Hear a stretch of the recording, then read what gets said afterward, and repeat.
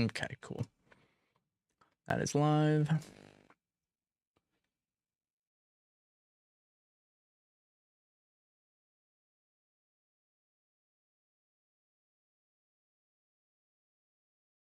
Good morning, Zeke and chat. Good morning.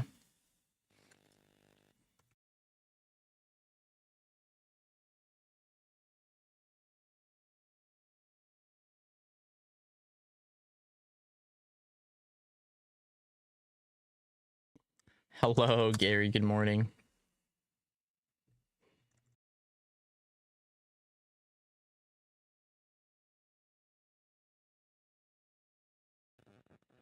Wow, this is my favorite coach live here on twitch.tv. OMG, is that one of my favorite chatters? Dominique MW? What's up, dude?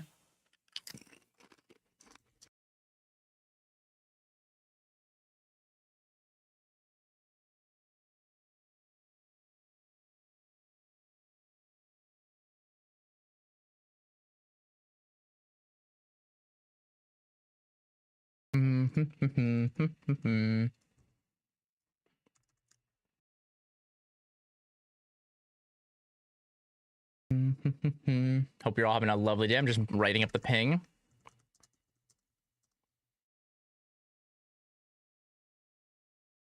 Is movie night today? I don't remember if we have movie night tonight. I think we do. It is tonight.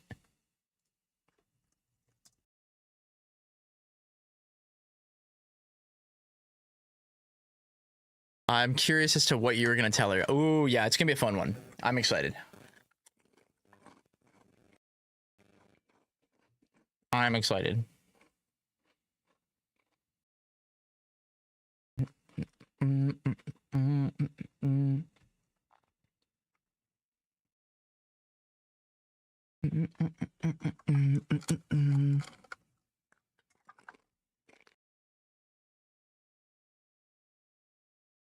This is a banger.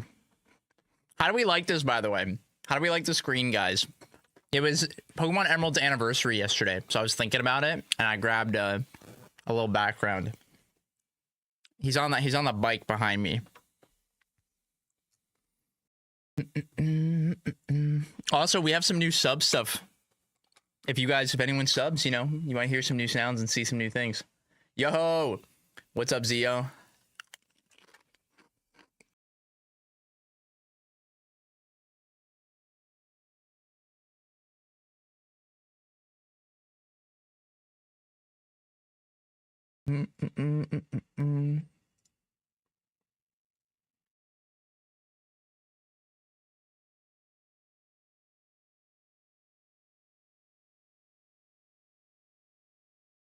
Bro, this is where you fucked off to? I have to stream. What do you mean? I said I have to go coach Sophie.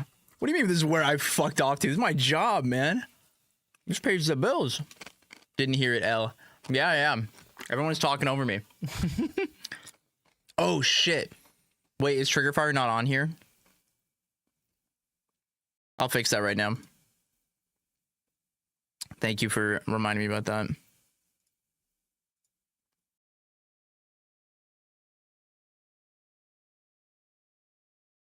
All right, do another. Let me do one. We're gonna fix this. Yeah, there we go. We'll get this fixed. Bear with me.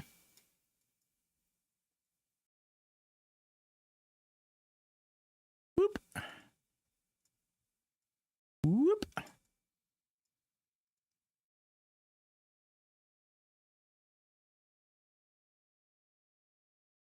There we go. Now you guys can stim.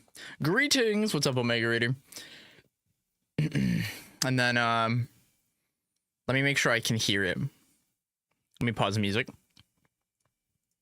All right, I think we heard it. I think we're good. Oh, I fucking love this song. I'm gonna listen to it again.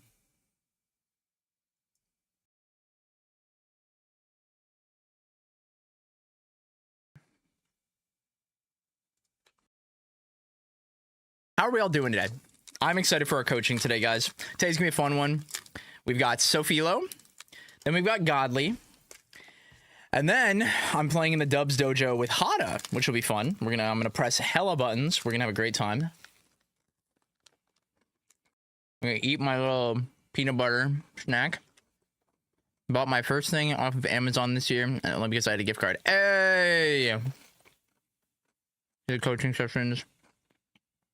Let's say I felt like it was waste. Ah, that's okay. That's okay, man. It'd be like that sometimes. And don't forget, guys, the Zeekly registration is now open. Let me tweet out that I'm live.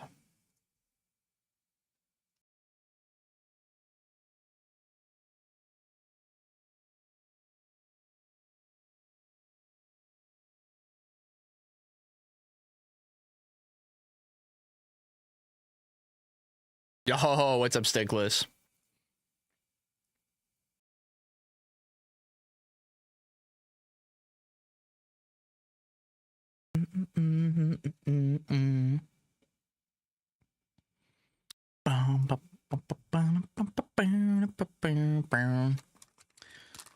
What time is it? All right, she should be home soon, and then we'll get started.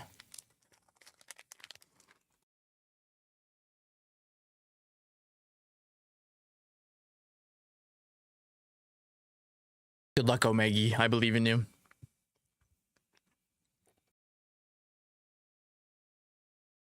Stickless, what did you have for breakfast today? I would love to know. Your breakfast is inspiring for me. Chicken nugget. Thank you, Sophilo.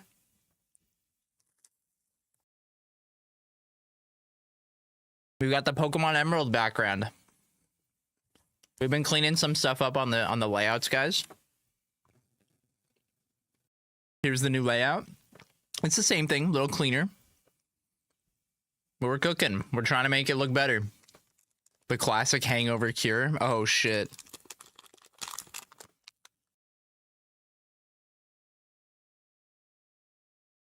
I believe in you, Omega. I know you can do it.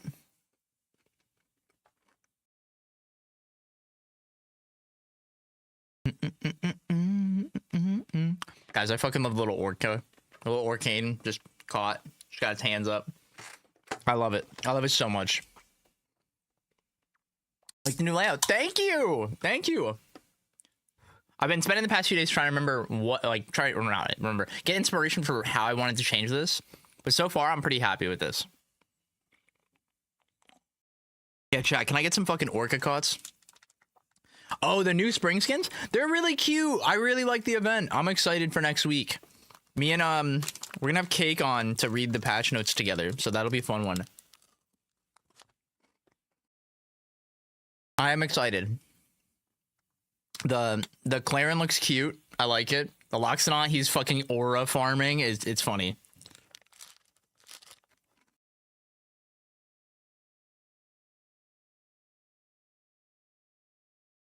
Stickless, that sounds fucking fire. I'm very jealous.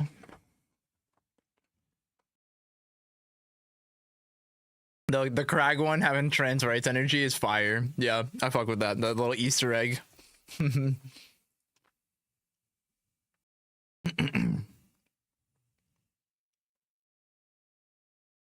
you guys can, please drop a fat retweet on this one. Today's gonna be a good stream. Someone gotta wife me up. On my way. Hey, I'm hungry. Dibs.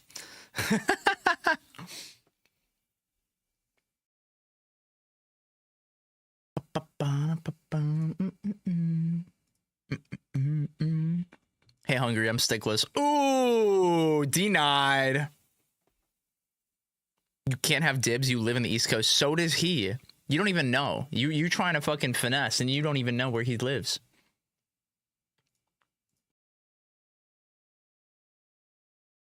That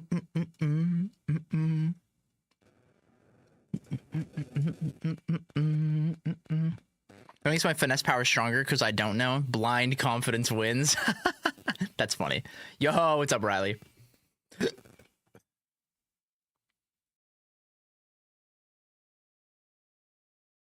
Listen, with the price of eggs these days, Yes, don't forget subs. Tonight at 9 p.m. is movie night. Movie night. Riley, please spam the fucking sub ping and tell them what the movie's gonna be. Are they you set the vote for too long. 9 p.m. EST is movie night. Yep. Yeah, you set the vote for too long. What movie it is? The vote is between Madagascar, Pokemon Destiny Deoxys, and Star Wars Episode 4 A New Hope. If you guys want to vote, go into the Discord, into the supporter announcements channel to vote. Right now, Madagascar, I think I watched get another vote. Oh, it's time to move it. That's right. Yeah, I did not vote for that, but we were going to do it. Destiny Deoxys does go hard. It's probably my favorite Pokemon movie. It was me.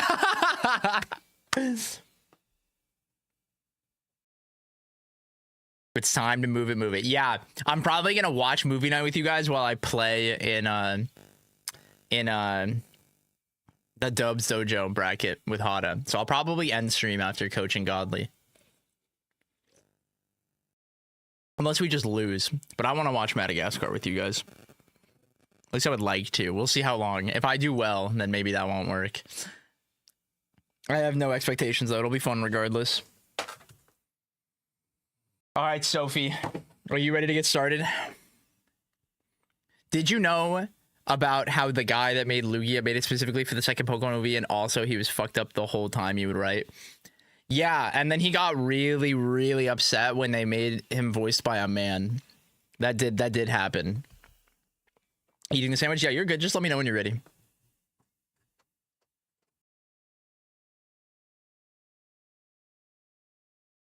Valid. I agree.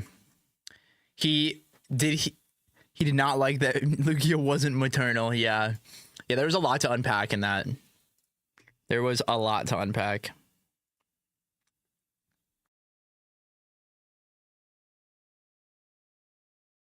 What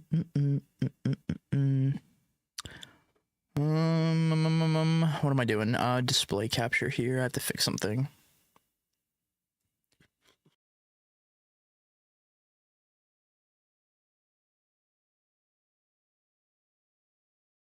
Okay, there we go.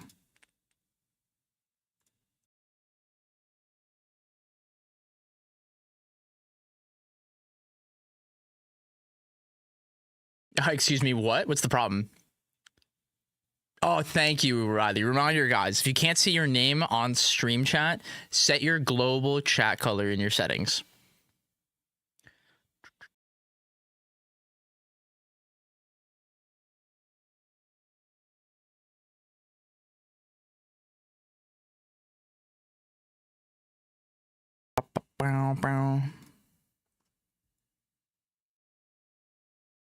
It was Durai. Oh, name and shame. That's crazy. Going for the throat.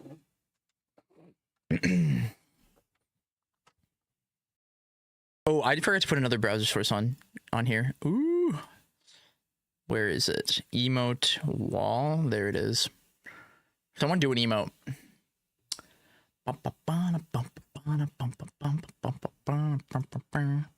The Loxian is funny. Yeah, he's aura farming. Okay, there we go. There go the emotes. There they go. Cool. I can make that stronger later. Can you put that on my to-do list, Riley? Oh, look at that alien. Please look at him go. Look at him fucking go. Billy Sporkin. What's fucking good, dude?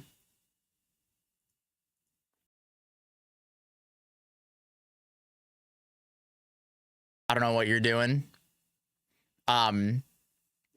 Fix emote wall. Oh, look at the Kerms go. Oh, I love them so much. Did you get the Evo Ollie skin? Oh, yeah. Yeah. Next week, I'm probably going to get some to give away to you guys. So keep an eye out for that. For anyone that isn't able to get it or, you know, doesn't want to spend the money, you might have a chance to win. Maybe that's what I'll do in the Zeekly. Maybe we'll give away some Evo skins. Do you guys want that? I didn't know what to do for the giveaway this week. Maybe we'll do that. Yo, what's up, Lone? You ready? Okay. Let's get started.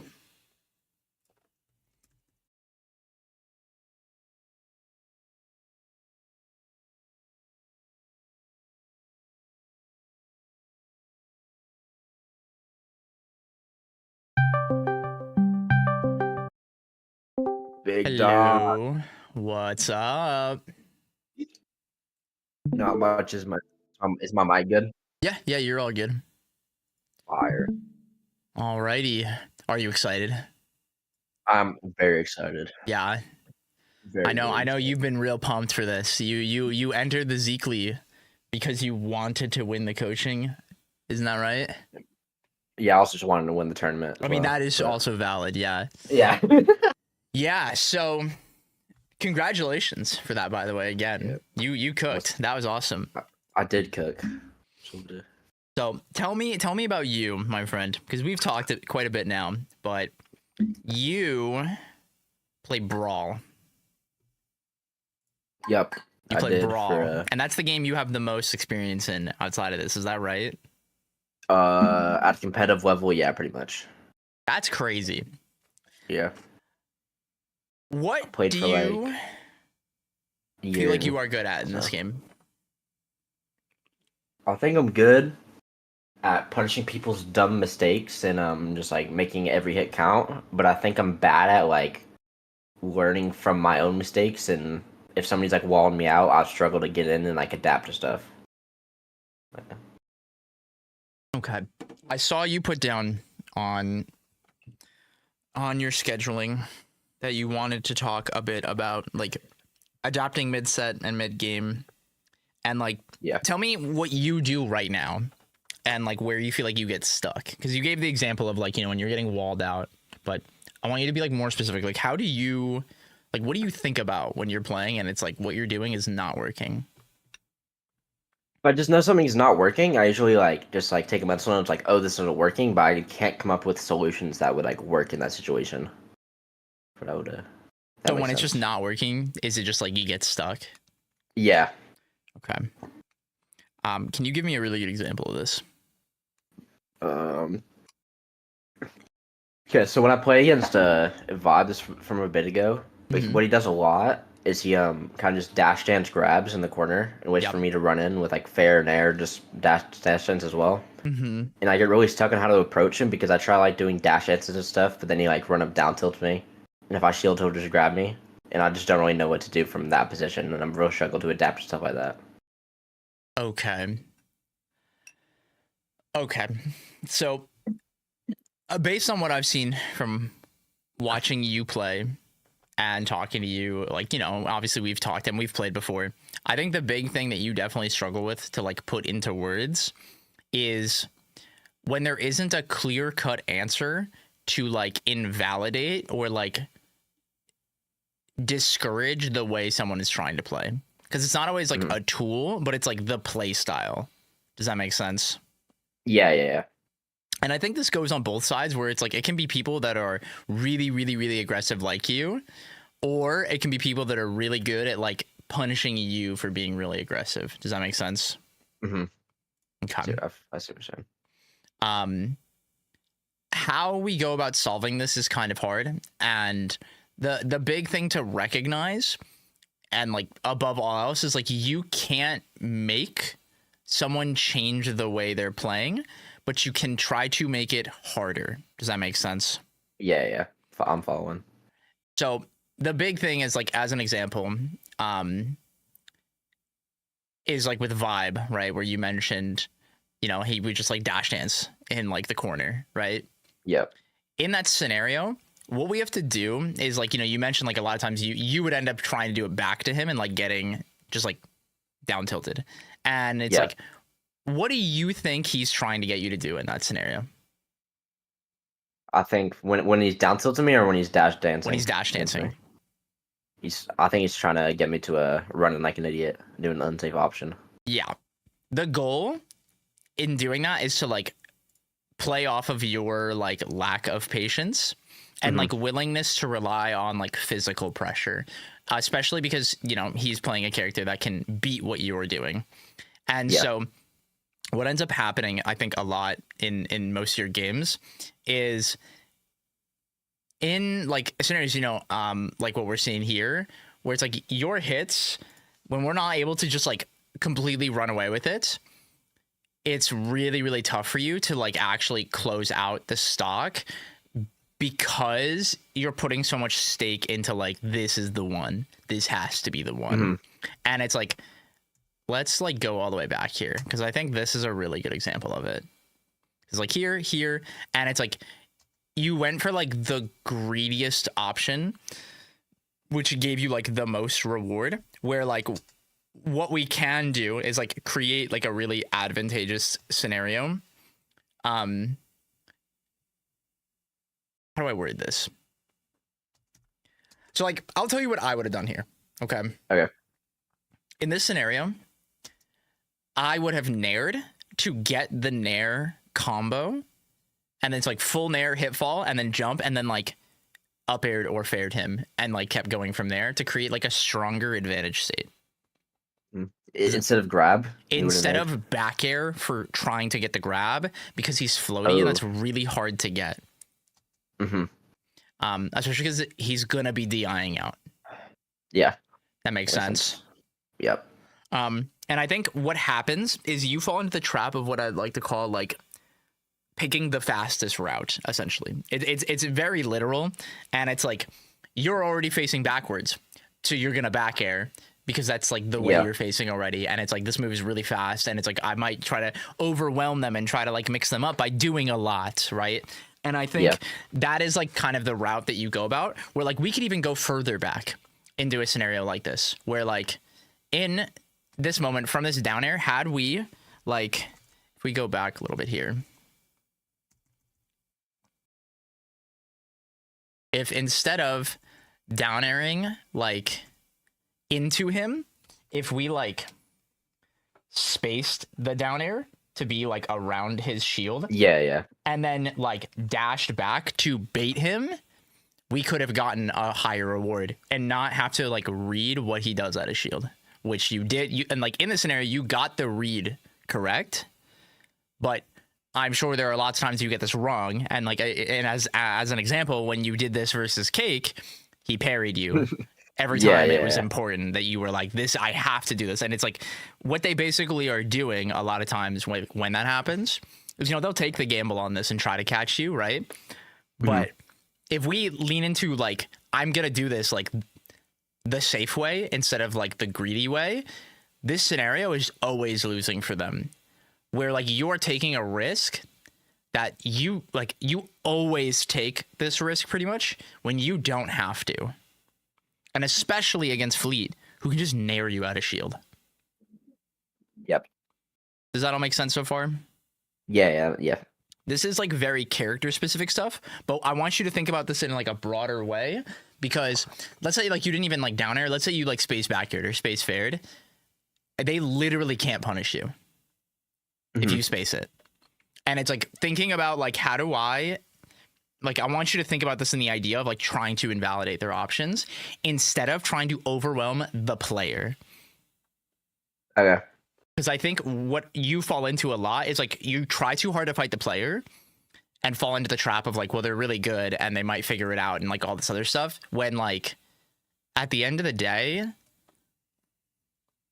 if you space forward air Fleet's shield, she can't do anything to that. She just can't.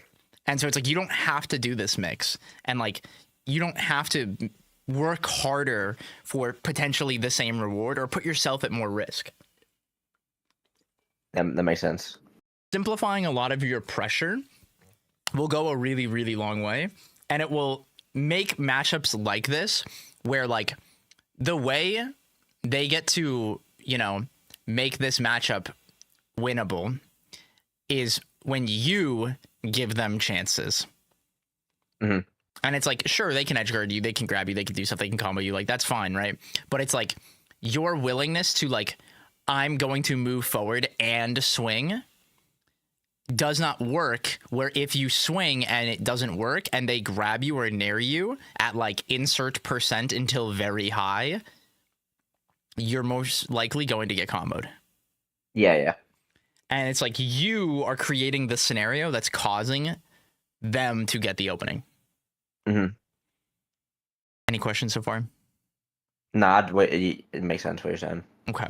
I think this is a really big thing. And I think against certain characters, you're really good about this. But I think it's... I think it's when you over respect a player, you like overcompensate and try to do more. And so it's like you overextend really hard on block. Or it's when it's a character that you like don't respect that you kind of also do this. It's kind of both sides. Does that make sense? Yeah, I see what you're saying. Yeah. It's really important with a lot of this kind of stuff to look at things like objectively. And it's like, one, you got to stop worrying about who it is that you're playing.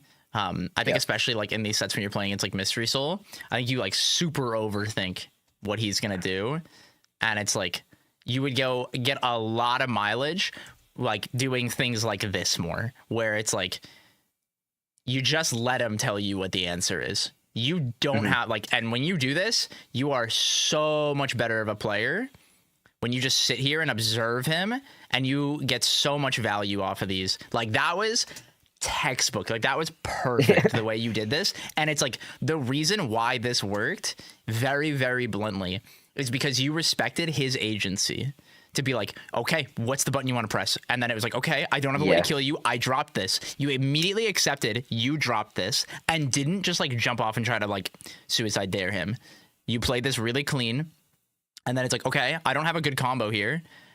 And then it's like, okay. And then you react to DI, react to the tech. Like you did everything respectful of his choices. And it's like leaning into that so much more will only make you more consistent in your play. When you try harder to just like manifest winning, you will only get more frustrated. Okay.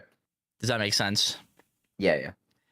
The game will give you the answers for what you're looking for. You are good enough of a player that you need to listen to the game, and depending on these different play styles and different matchups, you know, we have to kind of apply pressure and figure it out in the moment. Hence, you know, we'll talk about adaptation in a little bit, but the big thing we have to do first is like, we have to stop creating our own problems when we don't know what to do.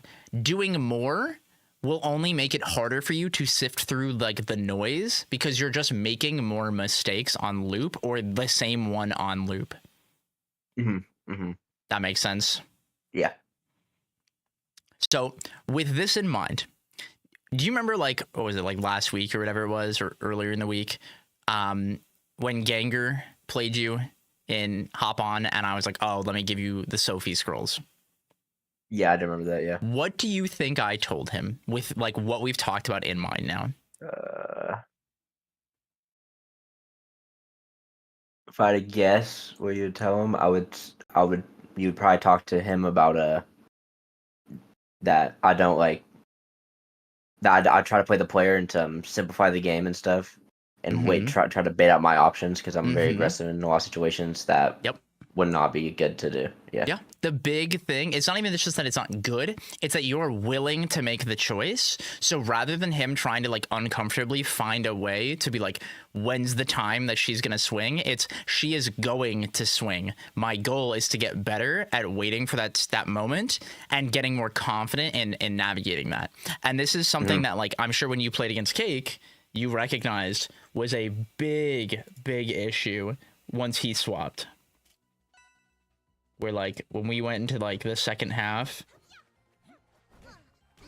that like essentially like he is scrapping with you, but he's confident enough that he can like out scrap you with both defensive options, but also he knows like the routes that you're taking. He is familiar with them, so it allowed him to use things like parrying, which you do not do outside of parrying projectiles, pretty much. That makes sense. Yeah. Okay. Do you have any questions so far? Any thoughts? No. Makes sense what you're saying. Cool. What are we thinking about right now? I'm thinking about the parry stuff because I've been thinking about that more recently and trying to incorporate it. Just like parrying, like realizing people's timings. Like I was doing this in not in like my harder sets, but when I played against Docs, like I know he would like just run in there and I was parrying him like most Yep. of the time, and it's really working out. So I'm gonna keep practicing that. Yeah, and that's exactly what you should do, especially for like those earlier sets or people who are playing in the way that you are, where they're very willing to like try to rely on physical pressure. It's utilizing those defensive mechanics where like I think you're pretty good about like floor hug and like you'll floor hug into like shine and like down tilt, but it's like going even deeper, like floor hug grabbing more is something that's like very much not in your wheelhouse. And this is a scenario I actually wanted to talk about, but we'll talk about that in a sec.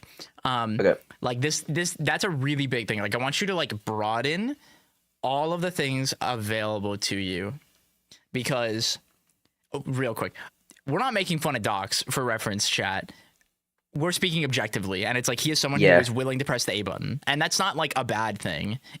People do it. That's just the reality of the game. It's like we're looking at it objectively that it's like he was someone that's like he would jump at me and press a move. He would do this. And it's like that means we get to use parry more. And it's like recognizing when someone is playing that way and how to use it. Like there are going to be people who also do this, but are really, really good at mixing it up. So it's hard. And it's just like there is nuance to like how we use parry. And it's like what we want to really look at is like what is a position like or context where it's like parry wins me this interaction more times than not, or like within the context of like percents and things like that, can I like safely take the risk of parrying on top of that? Yeah. That makes sense. Yeah. It's another way to risk oh my god, my brain. Risk and reward. We have to weigh it. And it's like what that means is it's incredibly skewed. And so we have to be careful with the way we look at this, because the big thing that's really, really important, especially now with the change, is like if you get that parry, even if someone is at like 70, you get a guaranteed follow-up. And that guaranteed follow-up, depending on where you are, what stage, what character, can just be death right there. Yeah. And like that is something that we need to like actively look for more. And it's not about fishing for it. That's the big difference. It's are they doing the thing like X that means I get to do Y? Yep. And it's like treating things a lot more contextually. Okay. Any questions? No, I'm following along. Makes sense. Cool. We're going to talk about combo DI now. Okay. What happens is you get too caught up in trying to either reversal or get back to center stage far too much. This is your big, big, big bad habit. And it means that you get hit by stuff like this probably every time you play like a top 10 player, is they hit you with like this. And it's like you are just like getting yourself wobbled because you're refusing to look at like him and the way he's hitting you. And you're thinking about how do I get to this stage instead of how do I make this combo end. Makes sense. Yeah.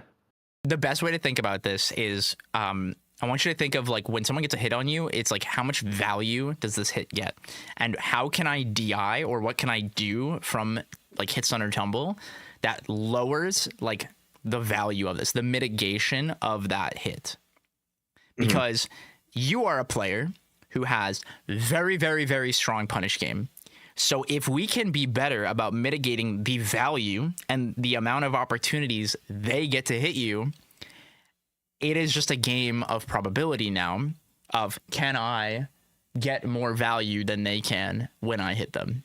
And at the end of the day, very bluntly, you play the Zetterburn guy and he's really good at this. And it's something you need to desperately lean into, because right now, like this is like this kind of scenario is a textbook moment where it's like you need to look at this more of like I am in the best case scenario. This is exactly what I want.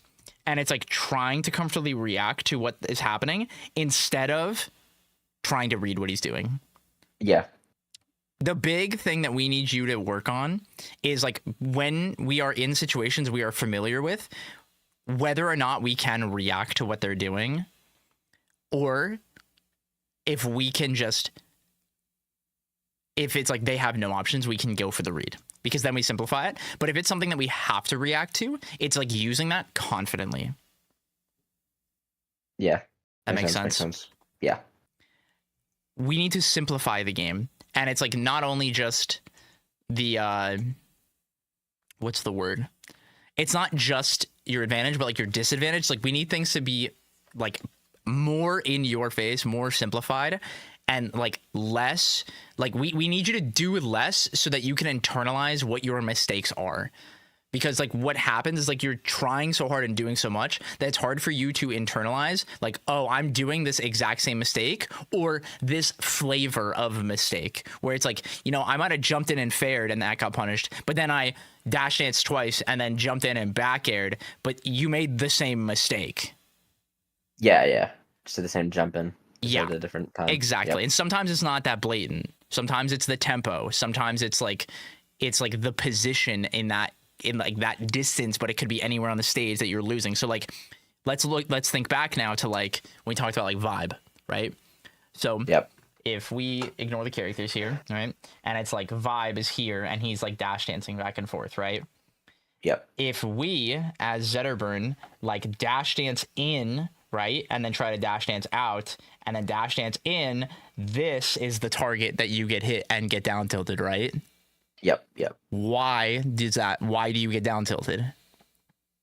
Because I ran back into his burst range. Yeah, into his zone. So if we wanted to do this, we would have to take this dash dance and push it over here outside of his burst range and play around that to try and positionally pressure him while respecting his burst range. Does that make sense? Yep. And it's like being more conscientious of this. It's like your like initial dash and like your wave dash are the big things that are going to get you hit the most outside of like obviously jumping in, like just like jump in, right? And so it's like the way we move is something we need to be very respectful and like particular about, because if you just jump in and don't respect what they're doing, they're not going to respect your dash dance. Or if you are just dash dancing in their face and hoping that like they just whiff because you're doing it really fast or like just slightly mixing up the timing, then you are just going to lose control essentially. Does that make sense? Yep. Any questions so far?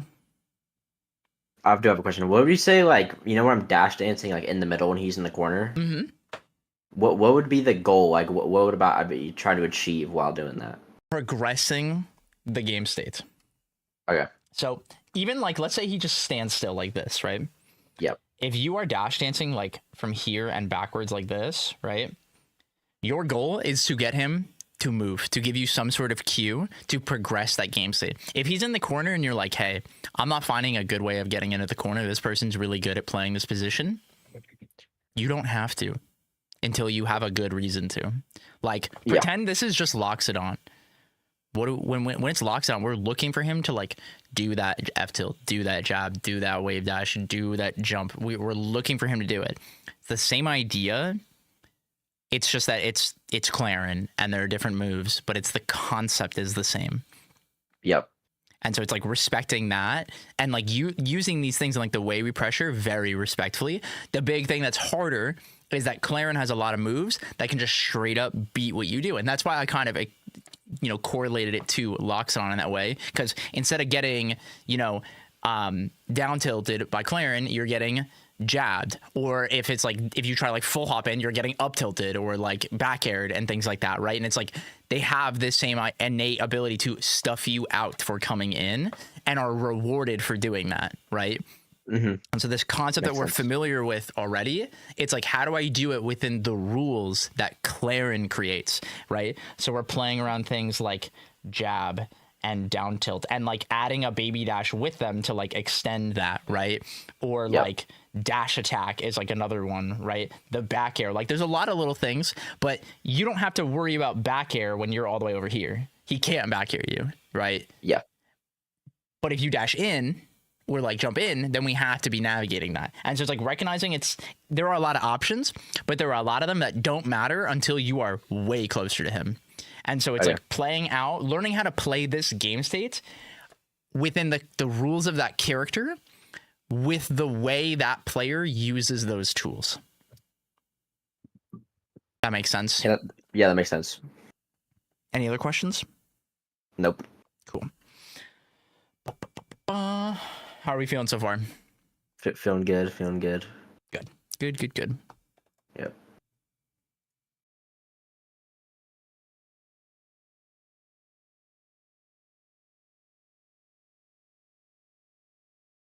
There we go. That was good.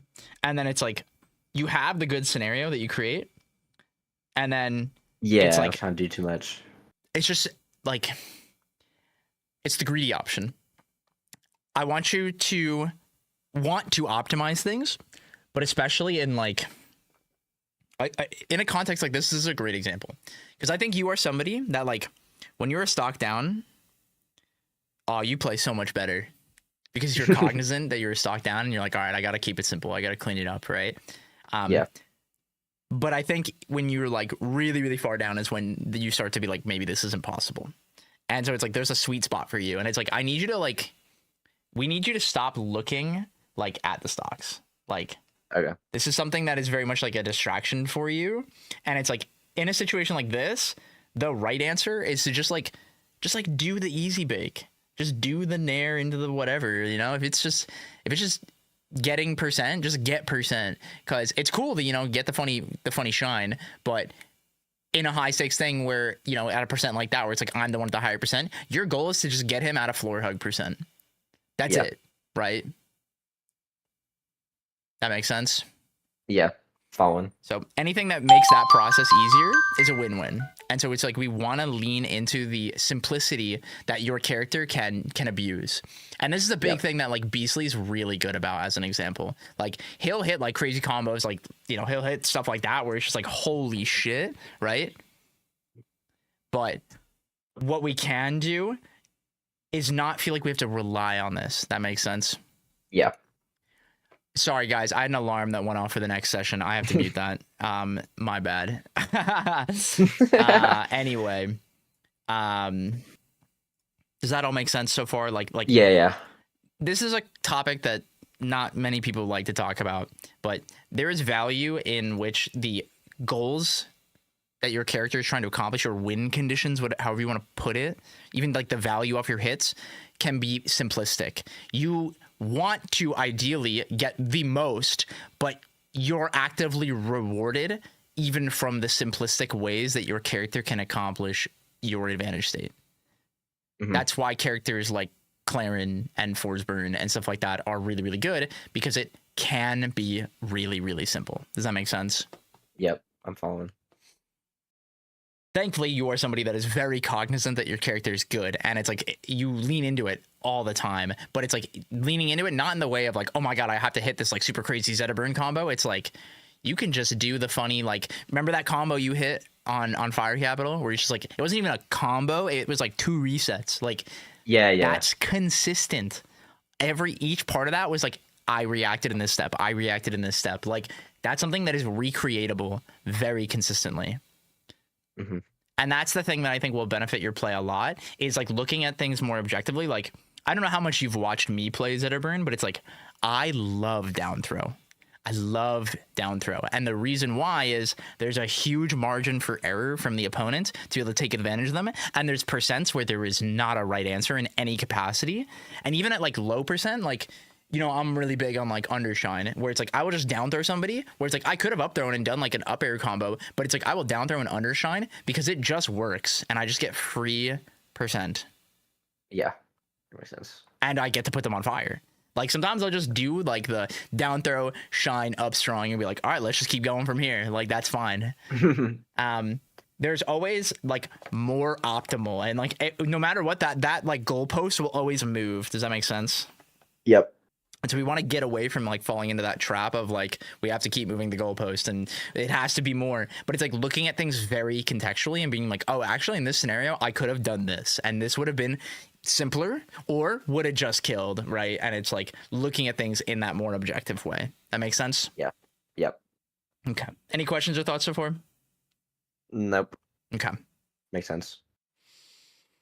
Mm-hmm. Let's see. One of the things I think you definitely need to work on too is like actually like resetting.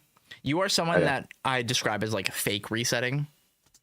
Where like you'll like scrap with them and it's like you might try to get away at a certain point, but it's like you are actively like challenging their space and like looking to hit them. Like it's very blatant when you want to hit somebody. Yeah, You mean like like resetting during combos, or just resetting during like when I'm Just if in you're in a trouble? fight and you're like, actually, I don't like this, whether it be like you're the aggressor or not, and it's like actually like Yep. resetting to neutral. That makes sense. Okay.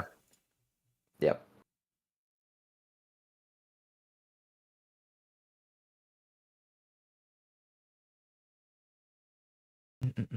Let me get you something here. One sec. Okay. Have you listened to me talk about radar before? I I did listen to it a bit. I don't really remember though. That's okay. So radar is an acronym. Okay, Mm-hmm. it stands for recognition, acceptance, disengage, and reset. Which step Yep. do you think you fail at? Uh, the accepting part. That's right. What do you think Yeah. we do wrong when like what do you think is the example of this? Like I think like I can like recognize that situation's bad for me, but I don't want to like accept it, so I keep trying to go in. Exactly. Yep. Yeah. Yep. And this is a really, really great acronym to like internalize and focus on. Mm-hmm. How do I word this?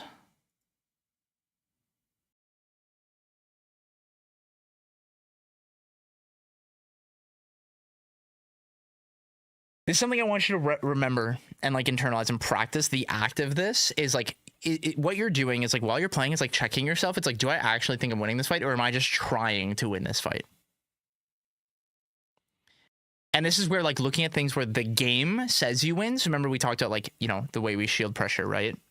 Yep. Is a really good example of this. It's like you could just do what works and like keep it clean.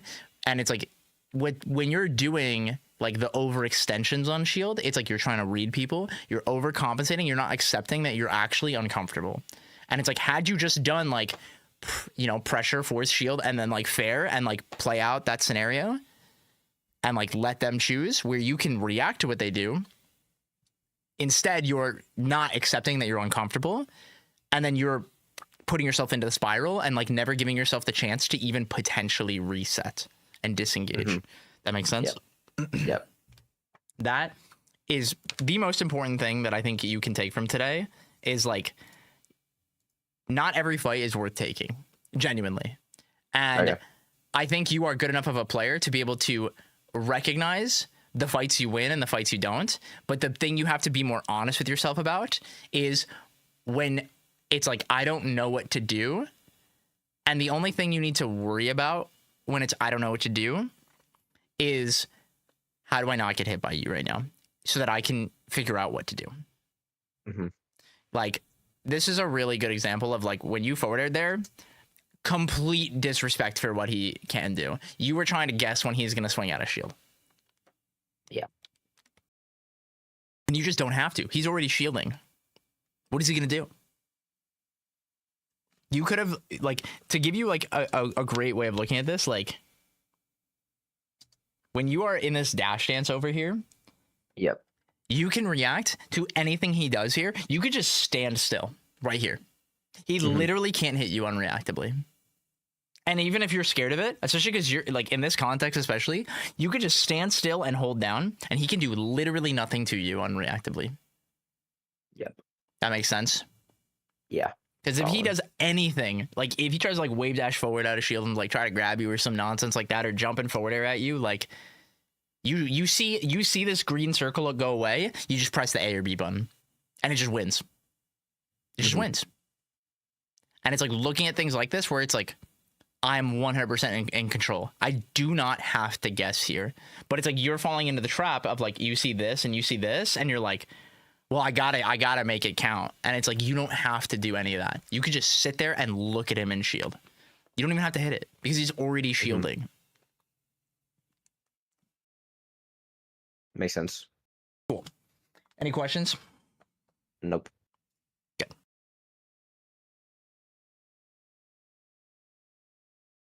What I want you to think about is like the way we can adjust like a lot of your play right now is like, it's not that we have to not engage with people or like run away, but it's finding the balance of like taking the engagements that we actually think we win and pressuring in ways that are not super, super high risk, disregarding what they can do. Yeah. Because I think that's why you struggle against Fleet. Is just like that one reason right there is like the problem right now is like you just don't respect Nair and grab at a shield in any capacity. And it's like what I want you to think about very bluntly. How does Fleet hit you if you don't want to get hit by them? Yeah. You And it's can not make in a safe way. her job so much harder than yours. And it's not that you have to play in the super campy blah, blah, blah, or any of that, right? It's just the fact that objectively, she is slower. She has worse hitboxes than you. And she will always have to work harder to kill you outside of very, very specific confirms. Yeah. Like, on this stage, she died at 82. You hit her at 82. Like, this is what I mean. Like, genuinely, it's insane. And it's like looking at this scenario, and it's like, this is the best scenario because none of her throws are going to kill you. She's going to have to get advantage and reset you, or she's going to have to get a read or like try to catch you and hit you with like a back air or like an up air or like a nair. And like, sure, those moves are big and nasty, but you can just not. Like, you can just not. And it's like, you have all the time in the world. In this game, there's 5 minutes. 5 minutes. And I'm not telling you have to sit there and run away from her for 5 minutes because you won't have to. I'm sure of that. But it's recognizing that it's like, I've got all the time in the world. And like, that's the big thing I want you to look at. That makes sense? Yep. Any questions or thoughts? No, that makes perfect sense. Good.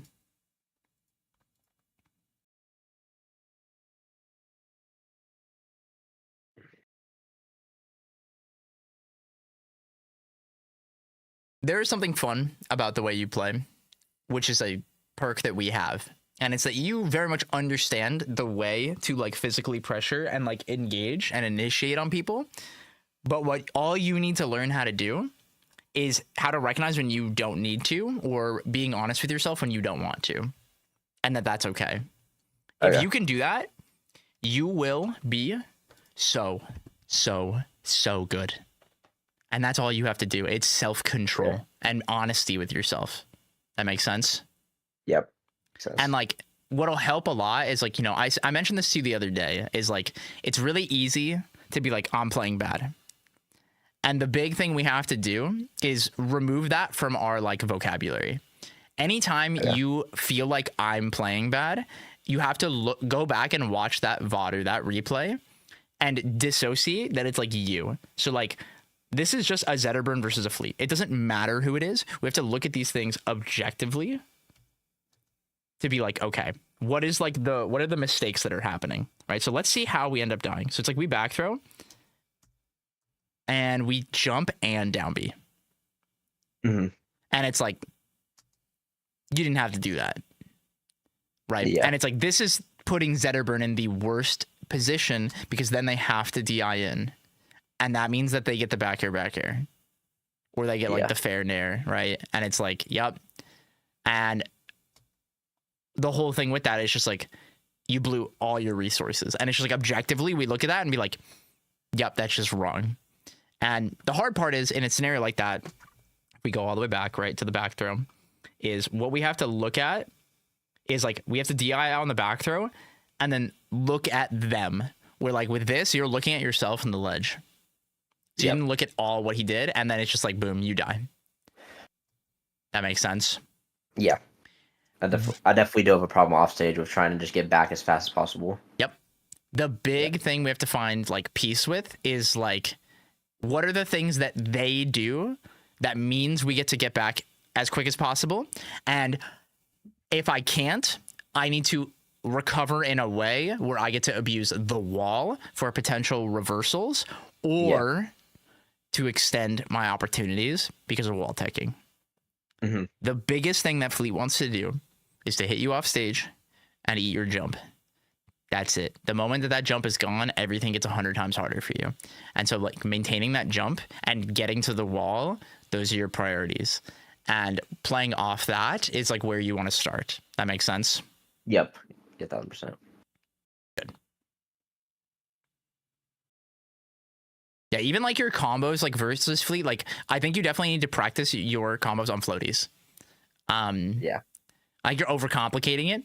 Start simple. Like what I would do here is like you hit this, and like I would just up air. I would just keep up airing, or I would immediately transition to forward air and just be like, just give me my percent. You're trying too hard to be like, how do I find the kill at like 7?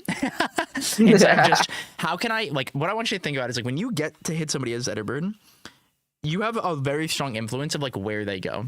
So like if you're playing against a player who like has really bad habits in like the way they DI like when hit onto plats or towards off stage, or if you're playing a player that struggles to like land, you can like if it's the landing one, you up air them and you just put them up and you make them do their bad landings, right? Let's say they always down air at a hit stun, you do that and you parry it and you just cook, right?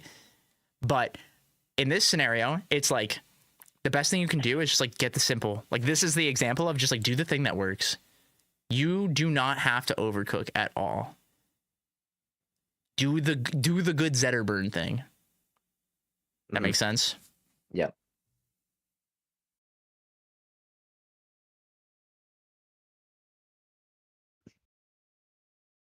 Any questions? No. Following along. Makes sense.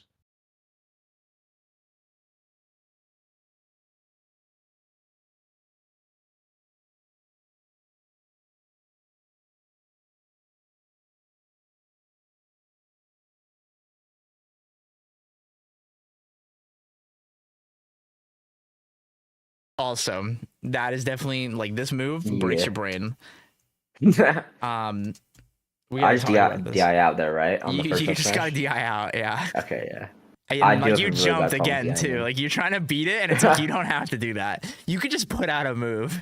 That thing loses to everything. So if I just like nair there, I mean, maybe. I think I don't even know. I just assume it does. Someone in chat corrected me. I'm pretty sure if she nared it, just broke the upstrong. I did not know that. I know Ron O'Nair does. That's hilarious. Yeah, this character sucks. And it's like looking at these things and like looking very specific, because like what we have to do is what's called demystifying. Okay. Yep. And it's very literal. It's like we need to look at like a move and like a mechanic like objectively and being like, how does it work? What is good about it? What is bad about that? Okay. Because it's really easy. Like the game is designed to visually like trick you into thinking things are better than they are. Right. Mm-hmm. And like that's why when we get hit off stage by like a back air, we get scared and we DI in and then get hit by the other back air, right? Like the thing we have to do is be able to like look at the percent and be like, oh, I don't die to back air if I DI like up here, so like it's cool, like I won't die. And it's like learning when you actually die to things at percents. I think you've definitely just been playing on vibes for like quite a bit, and you've gotten really good doing that. But when people recognize how to make you scared and the different positions they can put you in to make you scared, they just actively try to recreate those scenarios as much as possible. Mm-hmm. That makes sense. Yep. Because like Cake was just like, I'm gonna try to nair you off stage or like 0 to death you, and I'm gonna scrap with you, and like you're gonna land into me, and I'm gonna nair and I'm gonna grab you, and that's the hope and prayers. And the moment you stop giving that to him, you might start beating him, like actually. Maybe. And it's like recognizing that it's like you are creating a lot of the scenarios for him. He's going to have to work a lot harder. You'll have a much better chance. That makes sense? Yep. This is the same thing with Mystery Soul. And it's like Mystery Soul, he has a very creative punish game. So it's really easy to get like caught off guard into like the like, what are you trying to do to me? But like all you need to actively do is make sure that like the value on his hits is as minimal as possible. And then if he overextends from him trying to overcook in like the style that you are, then that's your opportunity. And it's like really simplifying those punishes, because there are a lot of times where we're seeing here where it's like you're getting openings and it's like not playing off them like effectively. There's the one I think right here where you wave dash in and it's like you like jab and try to up tilt, and it's just like it's super greedy. Like you don't have to do that. You should just like down tilted. Down tilt instead of the jab? Yeah. Because he didn't floor hug the jab, watch. Like in scenarios like this where it's like you're catching them like pressing buttons and doing stuff. See, he goes up. He did not floor hug it. So he would have gotten popped up by the down tilt. That's exactly what we want. You just need one down tilt. That jab, that little extra, how much percent? Let's see, 3%. that doesn't do shit for you. We're just trying to cook on something, and it's like, you don't have to do that at all. You could just grab them, probably. I don't even know if you pressed the button. I don't believe so. Yeah. Nope. And then even there, it's like you tried to like jab and like up tilt, and it's like you're trying to make things combo that just don't. Mm-hmm. That makes sense. Yeah. Okay. Any questions? No, that makes perfect sense. Cool. Let's keep going. Let's just like pick a random time. Okay. It's really easy to look at like every single scenario, and it's not that we have to nitpick everything, but I want you to see the constant times where it's like you get yourself hit, and if they are like actively creating that, they always get a ton of value off getting you to get yourself hit. Does that make sense? Mm-hmm. Yep. But what's cool is that's in your control. You can not jump in and forward air inside of them. That's the coolest part. You don't have to do that. That makes sense? Yep. Cool. What are we thinking about right now? How are we feeling? We've talked about a lot. Feeling good.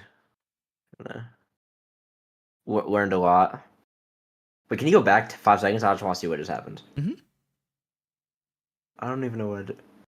You up beat on the stage and then shielded and got grabbed. And then you down aired. Yeah. And it's like greedy one. You're cooking. You're cooking, and you just don't have to do that. And then like this recovery, it ended up working out, but you took a whole bunch. It should not have worked. Yeah. It's not even that it should not have worked. It's that like you could have recovered like that. Like if we go back to like when you do the funny down air, like you could have just grabbed ledge. Yeah, but I was fast falling it, so I didn't grab it. Yeah, but what I mean is you could have just not down aired. Yeah, fast fell and grabbed ledge. And then you could have threatened parrying the chime. Or like re-grabbing, and like there was so much more available to you where you just were like, all right, let's touch hell and come back. Like and it's like he's at 27. Like you don't gotta do all that. It's not like you hit this downer and he gets up strong and he just explodes. Like that's not gonna happen. Even like moments like this where you just like hit this forward air and just flip back. If you're just like, yeah, like he's so high up, you're not getting shit off this. Flip back and just like grab ledge and just pressure him, because you don't get to pressure him fast enough to punish that. And he does that a lot. And I know that he does that a lot, but you're not getting back to stage fast enough because you're trying to like magically manifest him SDing when that's happening. You're trying to mind control him, and it's like you can't. Yeah. You need to practice this input. I actually see you mess this up a lot where you flip and do it too low and miss the ledge. I've seen you make that mistake a lot. And it's like one of those things, like just go into training mode and just like run off and flip and run off and flip and jump and flip and flip backwards. And just like, you need to be able to do it with your eyes closed because you're thinking about pressing it. And that's why you mess it up. Mm-hmm. That makes sense? Yeah.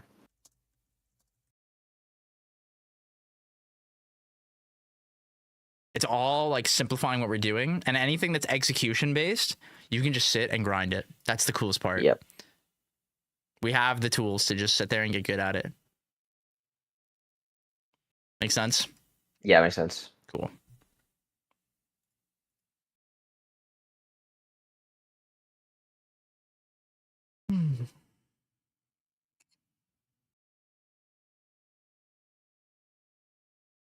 Like this is good.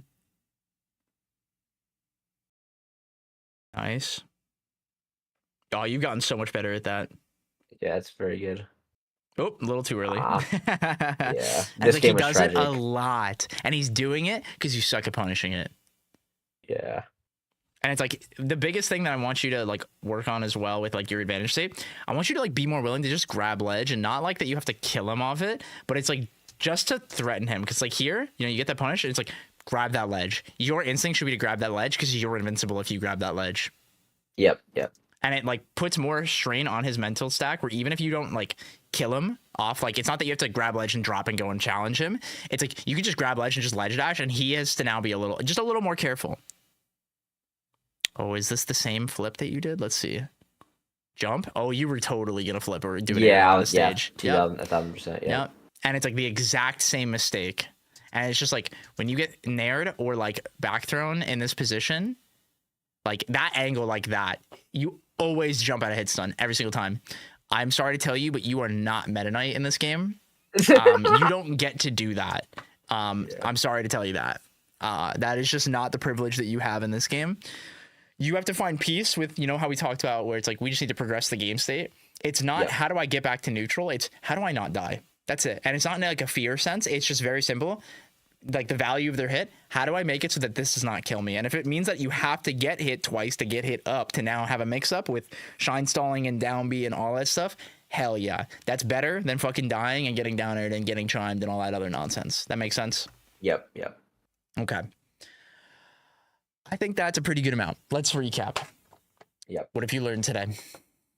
We talked about well, the biggest thing was resetting to neutral during punishes or when I'm being punished, just recognizing or not recognizing when a situation's bad for me and accepting it, and then just getting out of it without trying to fight back as much. Mm-hmm.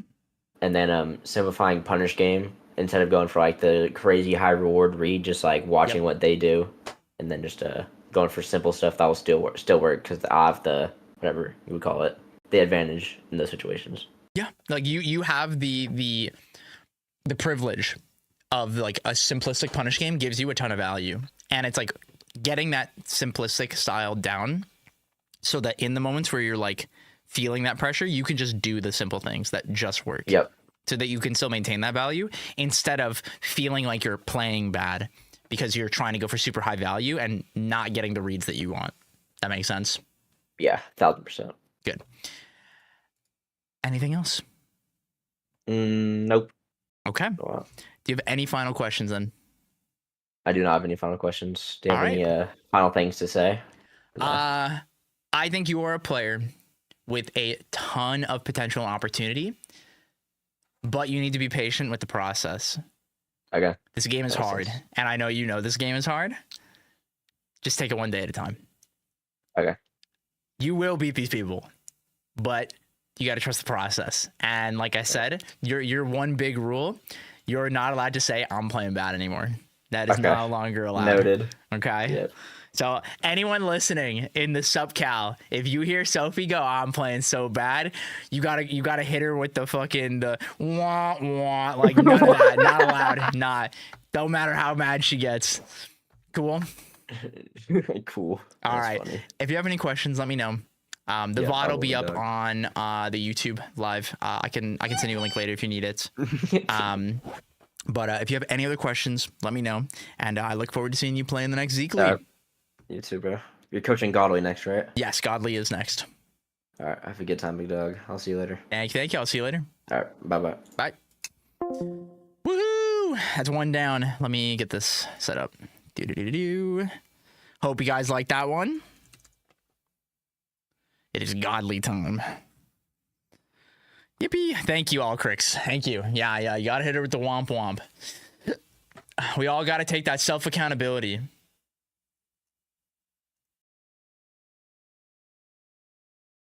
Whew. All right. That was a fun one. Let's take a minute real quick. Let my brain cool off from that and get these VODs set up. Lots of anti-fleet stuff you went over. Just a little bit. Not just anti-fleet, but anti-people who don't want to fight you. An old tag. I'm M on Discord. Oh, hey, what's up? How's it going? I still have to read that article. I'm so sorry. It's been on my to-do list. I swear it's on there. I'm watching a Twitch stream. Woohoo! Yippee! Wahoo! I'll get there though. I read a little bit of it and I was like, ooh, I have feedback, but I want to make sure I like do it right. I have lots for you. Don't worry. It'll be worth the wait.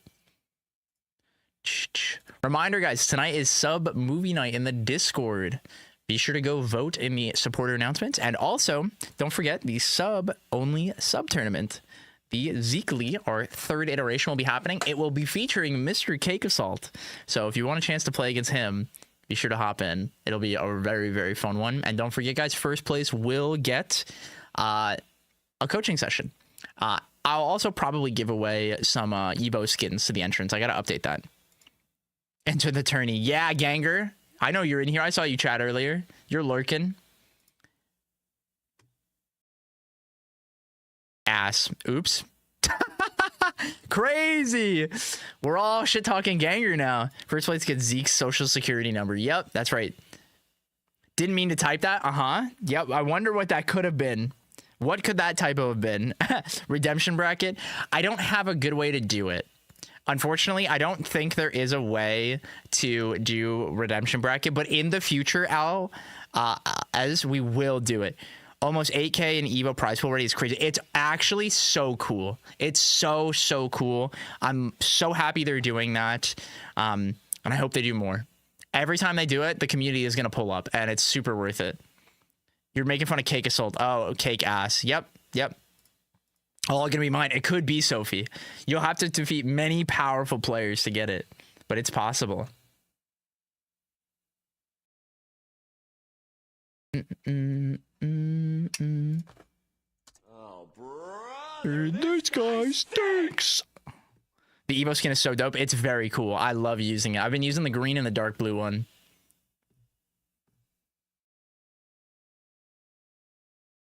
Zeus told me not to be like you when I stream. What does that mean? What the? It's the BJ incident all over. Yep, that's crazy. Question marks in the chat? Any question marks in the chat? Forgetting to end. Yeah. Yep. Sophie did leave her stream on for like a bit. She also went live on accident, apparently.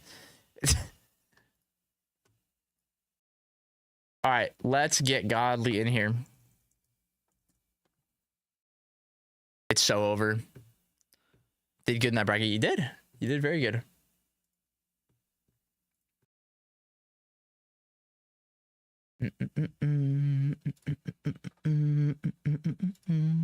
All right, guys. Reminder, don't let me forget. If someone sees Hada pop in chat, make sure I check in for Dojo Wars.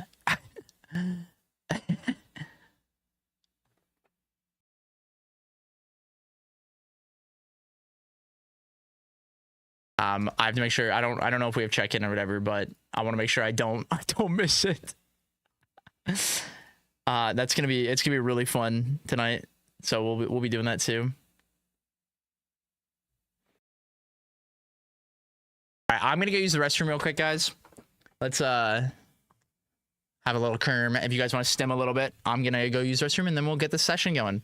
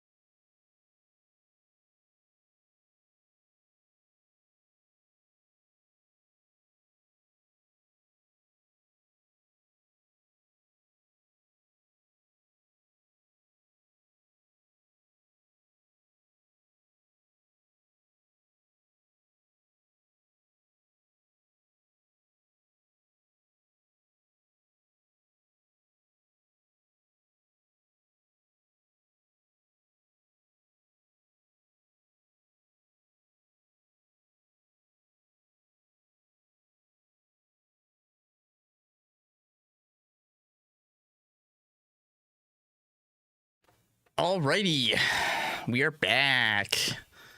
All right, gamers. Get godly in here.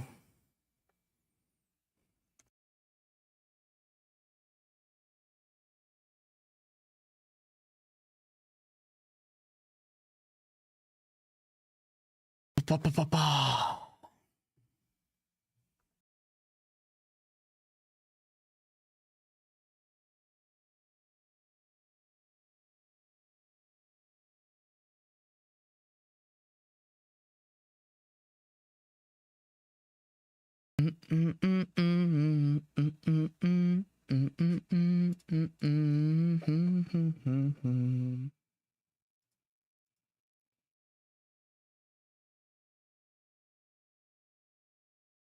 actually really excited to play dubs today. Oh, you didn't Vine Boom. Oh my god. That's crazy, Banana. Alrighty, let's get in here.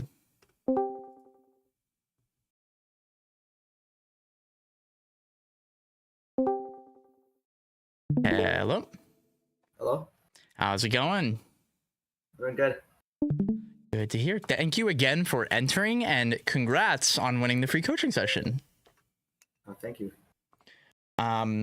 Tell me a bit about you, my friend. What games have you played before Rivals 2? Your background in competing, what region you're from, all that cool stuff. I'm gonna be honest with you, this is my first actual platform fighter. Oh, really? What did you play before this then? Like, have you like competed in anything else before? Not really, no. That's super cool. That's really cool. Well, welcome. Yeah. Awesome. What region are you from? And at East. Okay, cool. Okay, you were here playing against McCawk. Okay, sweet. Yeah. Awesome. Have you ever gotten coaching before?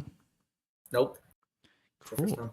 What are you hoping to get out of this session, my friend? Like anything with to do with my habits, especially because I think I have some really bad habits that people just abuse. Like I think I have this problem with I guess corner play because I use the corner a lot to baiting to people. Okay. Can you give me an example of that? So like I feel like usually I tend to like charge needles at on like a top platform and like hopefully someone like comes near my shield and hits it so I can go for like a shield drop forward air or back air and I extend off that. Okay. And so but, when like, they don't do that, is that when it's like tough for you? Yeah, like trying to get in, I guess. Okay. I saw you mention, you want to talk a little bit about punish game, about habits and like movement. Tell me a bit about what you mean by like movement.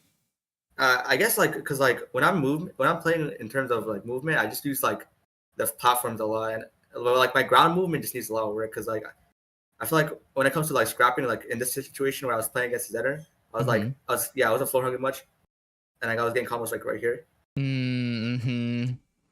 Yep. The big thing is recognizing like we have to manage like combo DI and like reversal like floor hugging is kind of the way I like to describe it. So like here it's like you DI'd this like correctly, but the mistake you made was like buffering shield. Because it locked you in, and then it's like you try to punish a move with grab that you can't punish. Yeah. And then because you went for that grab, like you kind of put yourself into a scramble. Does that make sense? Yeah. And like the big thing is like whenever we get hit like on shield, it's really important to react to like two things. What hits my shield and how did it hit my shield? Because had they not spaced that or like pressed a different button, like maybe you could have gotten more off of it. But the big thing is like that spaced forward air, like you're not grabbing it. That's not going to happen just because the game says it's safe enough. Does that make sense? Yeah. And like looking at some of these like objective mistakes, we're just like, okay, this is just the wrong choice. Whether it was like hoping that they overextended or just not reacting in that moment and like not owning the fact that you didn't react. Does that make sense? Right. Little mistakes like that will absolutely add up and like make it feel like harder to fight. And so what we really want to do is like look at like little tiny mistakes and seeing which ones we make like repeatedly. And so, the one that you mentioned before was like the way you use like needles in the corner to like bait people. And that is definitely a situation that we'll like actively look for and see like when that happens, how you play it. And just like corner play in general, I think is what we're going to look at. That makes sense? Yeah. Out the gate, I definitely think you are somebody that uses shield a lot. I have watched you play before. And I think that is a big thing where like shielding aggressively can be really, really useful. But if someone recognizes that you're just shielding a bunch, they will not hit it as much because then it doesn't like give you anything, or they'll hit it in ways that like you can't punish because of the like the frame data. That makes sense? Yeah. Do you know what like how minus moves are and like what that means or no? Minus moves, so like when they're like unsafe on shield. Well, like so like no move is really like positive besides like some funny like Rano setup stuff really. Yeah. But like when a move is like -2, do you know what that means like in the game? Probably not sure. That's okay. So what that would mean is, so if let's say Zetterburn like hits your shield and it's like -3, okay? That means that the person in shield has 3 frames of advantage over the Zetterburn who swung the forward air. Right. But 3 frames isn't really anything because dropping shield takes like, it's like 10 or 11 or more frames. The number has escaped my mind right now, but we'll just say it's 11. If you were to like let go of shield, okay? And then if you were to then like jab, and let's say it's 3 frames, right? That's 14 to like do that. And even like wave dashing out of shield, that's 14. Like, cause it's jump and then wave dashing. That makes sense. Right. And so it's like things like that are really, really, really committal, where something like your Nair will be like the jump squat plus the startup frames of the move. That makes sense? Yeah. This is really, really important to like, it's easy to like look at a lot of frame data and be like, oh my God, this is really broken or things like that and blah, blah, blah, blah. But what's important is recognizing where it's like this answer to this option, like hitting my shield, is objectively wrong because like the game says so. So like you can't grab like the forward air, but if they did like a down tilt or an up tilt, you could grab that. Right. That makes sense? Yeah. Okay. Any questions so far? No, that's pretty good. The thing that's also really important about this that I forgot to mention is like how safe a move is. It implies that it's landing when they do it. Right. So if you are like on plat and they do like rising forward air, that is not -3. That's like minus double digits because they're in the total frames where like when they land, it like cancels in like quotations, right? So it has very little landing lag. That makes sense. Right. And this applies with basically any rising aerial is like unsafe. The big thing you have to just be careful about is like, again, it's like recognizing what hits your shield and like how, because they could try to go through you and mix you up. They could do a multi-hit like a Nair as an example. There's lots of ways to like be tricky about it to catch somebody trying to like autopilot like shield drop right. to punish. That all makes sense? Yeah. The big thing we want to avoid to kind of like simplify this all is what's called sequencing. Okay, what this means is like looking at interactions and like, or specifically like actions and like pairing them together into like one whole action that we would do. And this is really easy to like fall into this trap of like, I will go to plat and then when they hit my shield, regardless, I would drop and then I'll do the back air and then from here, then I'll do this. And it's like getting caught in like a pattern of like actions that you pair together. That makes sense. Right. Okay. And so it's recognizing, right, what we want to do is like, we don't want to pair this. I want you to think of this like a rhythm, right? Where it's like dun, dun, dun, dun. But off beat, like in between each one, there is a spot here where it's like they have agency and we have to react to what the other player does to then act off of it. What's cool is when scenarios are created where it's just like, this is just punished, or I can just do this in response. But when there's a lot of agency, which is just the freedom of choice, then we have to respect and like observe the choices they make, or pick choices that can cover a lot of their options sometimes where we can like invalidate their choices. Does that all make sense?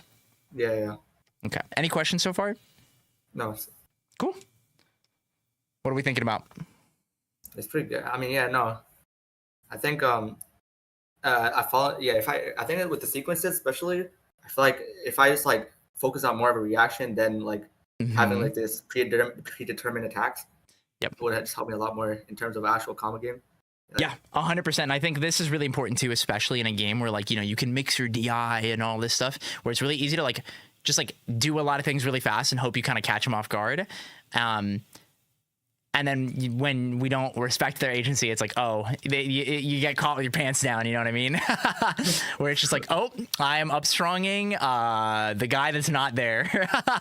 You know, I really wish that worked, but it didn't. Right. And it's like owning it in that moment where it's like, I don't have that combo. Because in these moments, it's really easy to be like, oh, like this could be my chance. This could be my chance. And it's just like, you know what? This whole situation is really funky.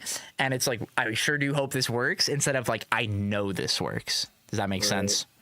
Yeah. Rana as a character, like, this is a really, really good example, actually, because we ended up creating a weird little situation where it's like, oh, we like oopsied and boinged a little too high, right? So now it's like, okay, this. And it's just like, I'm not going to combo off this unless they do like nothing, right? One of the reasons why comboing off something like this is really awkward is like it doesn't apply a ton of hit stun. And then do you know what wiggling out of hit stun is? No. I'm assuming that like you can just get out of like the first hits of the combo. So what this is when you get hit, you enter hit stun, and then you enter tumble after. And tumble is like, you know, when the character's just like rolling, and then you can like press a button out of it, right? Yeah. Oh yeah. So you don't actually wiggle out of hit stun, but what you do is like you exit tumble immediately by wiggling your stick, and then you're fully actionable. And like can like take over your drift, so your momentum isn't carrying as much. And so here he just tumbled, and then just immediately jumped out.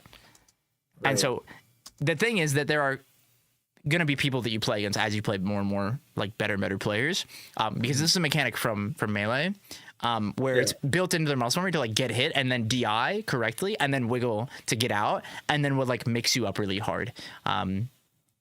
This is one of those, like, I like to describe as like the magical forces. There's no way you would know this was a thing in the game unless somebody told you, because there's no like visual indication that it happens besides them just exiting tumble quicker than you might expect. Does that make sense? Yeah. This can be really helpful in like certain throw combos at like really low percent too. And like your character can abuse it too, because it can allow you to like comfortably abuse things like turn around needle or like swinging out of hit stun and keeping your momentum how you want it to be. Does that make sense? Yeah. Lot of moving pieces. And so in a scenario like this, where it's like, hey, you know, we end up this and it's like this down air, it's like what we can use from here is what's called positional pressure. Okay. Right. So there are two different kinds of pressure that exist in the game. There's positional and there's physical. And they're very literal. Physical pressure is like the act of like going to like swing and hit them and like hit their shield, or to literally hit them. Like it's very, very literal. Right. But positional pressure is threatening someone with the possibility of hitting them. So imagine if it's like we recognize that, you know what, I don't have a combo here, but let's say we just wave land onto this platform and then we just look at him. And we go, what do you want to do? He has to make a choice, because if he doesn't, we get to hit him. And it's like he's on like a timer. Or even let's say we ran forward under the plat, where it's like now he can't even reversal us, right? Because if we just dash forward or like wave dash forward and just look at him, if he tries to jump away or jump like this or try to air dodge, or if he techs onto the plat, we can cover all these things on reaction. And even if it's not immediately covering it, because let's say he jumped away like this, we then keep chasing him. We then potentially go onto the pot. He's still in disadvantage. We're maintaining that pressure and still have opportunity, while he is the one actively having to make choices to not die. Yeah. Oh, okay. That makes sense? Yeah. And you can apply this in neutral too, especially because we have things like needles that like always can like stuff somebody out for like moving too much, pressing too many buttons. It's like, you want a dash dance? Nope, just one needle, and be like, figure it out. And we have things like back air, whether it be approaching or retreating, same with forward air, with dash attack, with dash grab, side B. There's so many things that we can threaten instead of actually always doing them. Does that make sense? Yeah. This is like the magic of the game. This is the fun part, is like recognizing it's like we can press all the really good buttons, but how does somebody act when we don't even press them, but they think we're going to press them? That makes sense? Yeah. Any questions? No. Cool. How are we feeling right now? Feeling good. Yeah, no.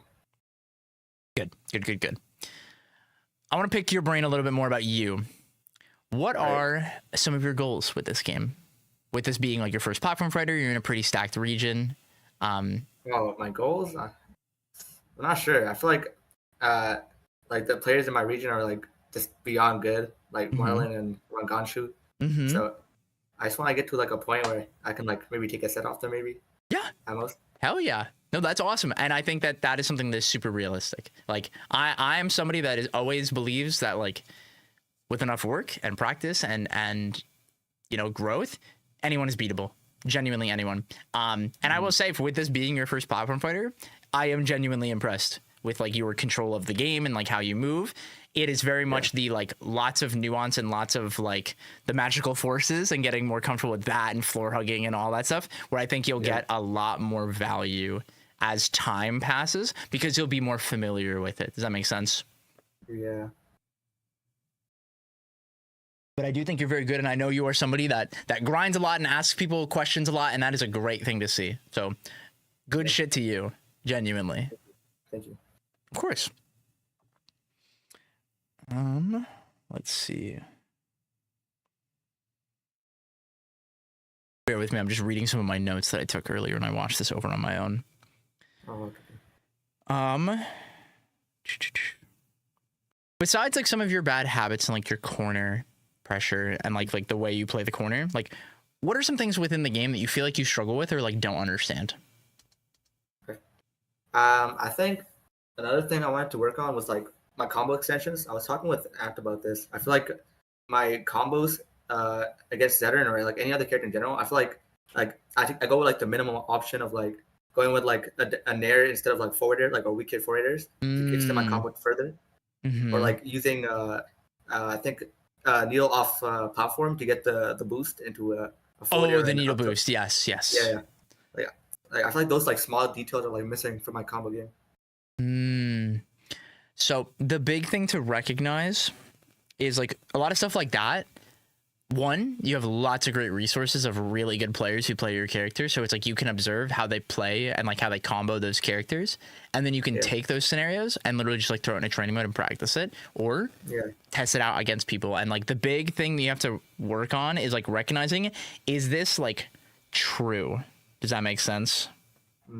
That is like the hard part of the game, is like trying to discern if something is like actually true, or it's like, does this work on this DI, or if they press this button, or the percent ranges and things like that. That's like the really, really hard part of the game, is like finding the nuance of all that. But what's really cool is a lot of that is just, there's a level of trial and error that you can do, or just actually sitting and labbing it, which is awesome that we have like the resource to do that.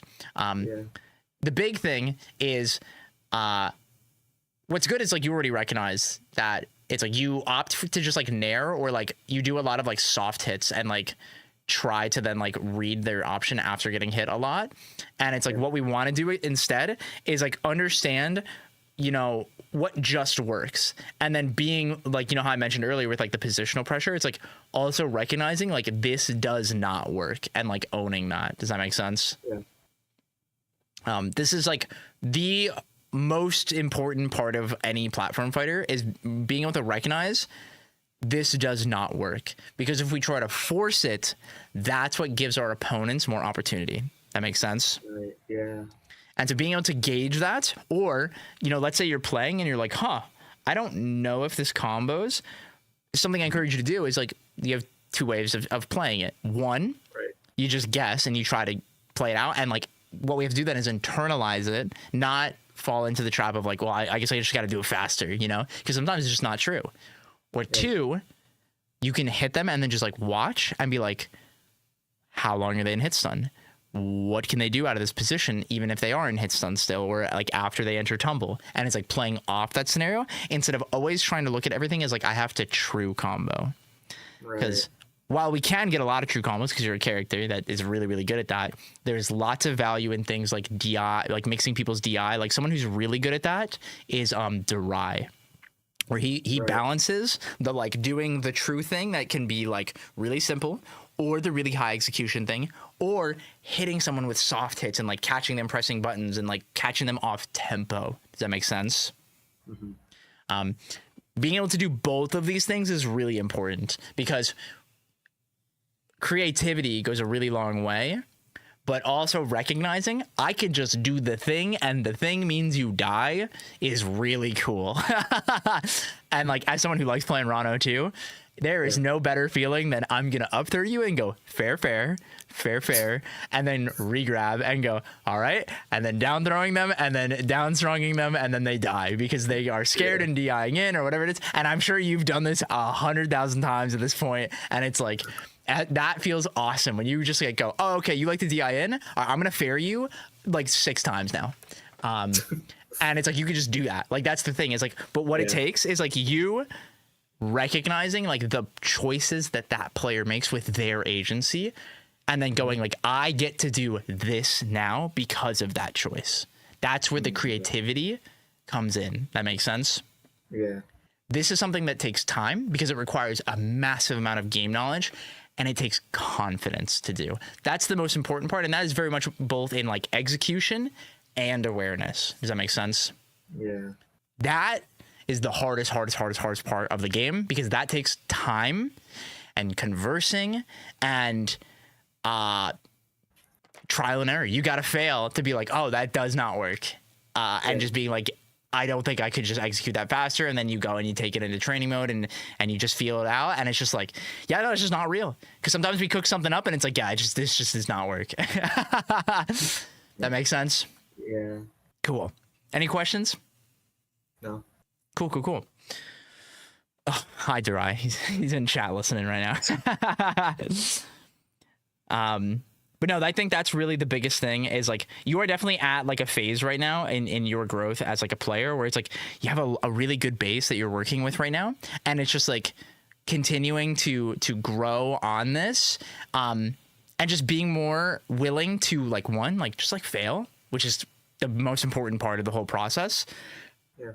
But looking at things really objectively as like the game says this works or it doesn't, because it's really tempting to just like try to manifest it.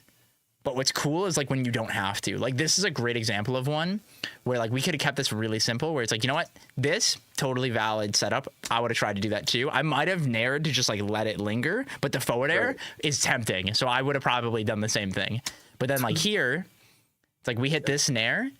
And it's like the most important thing that you can do here is to grab ledge. Yeah. There are 2 reasons why. Why do you think they are?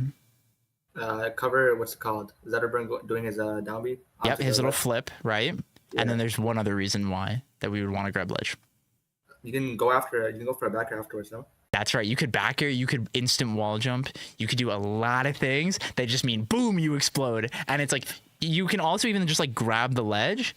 And then it's like, what do you want to do, Zetterburn? And he has to make a choice there because any choice he makes, you can react to. He wants to go low, you go low with him.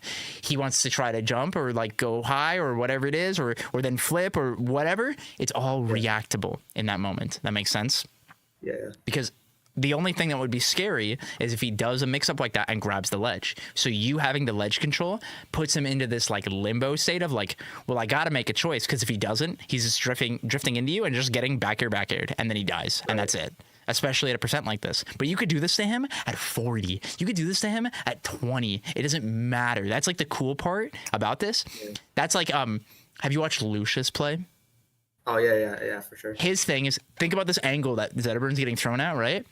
Yeah. He just F-throws people all the time to create this kind of scenario to be like, I'm going to F-throw you, grab ledge, and be like, you make a bad choice, I immediately take advantage of you. And it's like, go ahead. Thing is, like, whenever, like, I put Zen into an edge guard situation, like, they usually tend to hug the wall. I'm just curious, like, what you think the best situation would be to cover Zerburn's that do that. So the big thing is, like, I want you to think of the way you like fight on the wall as like a little mini game. And the best thing that you can do is like they can jump.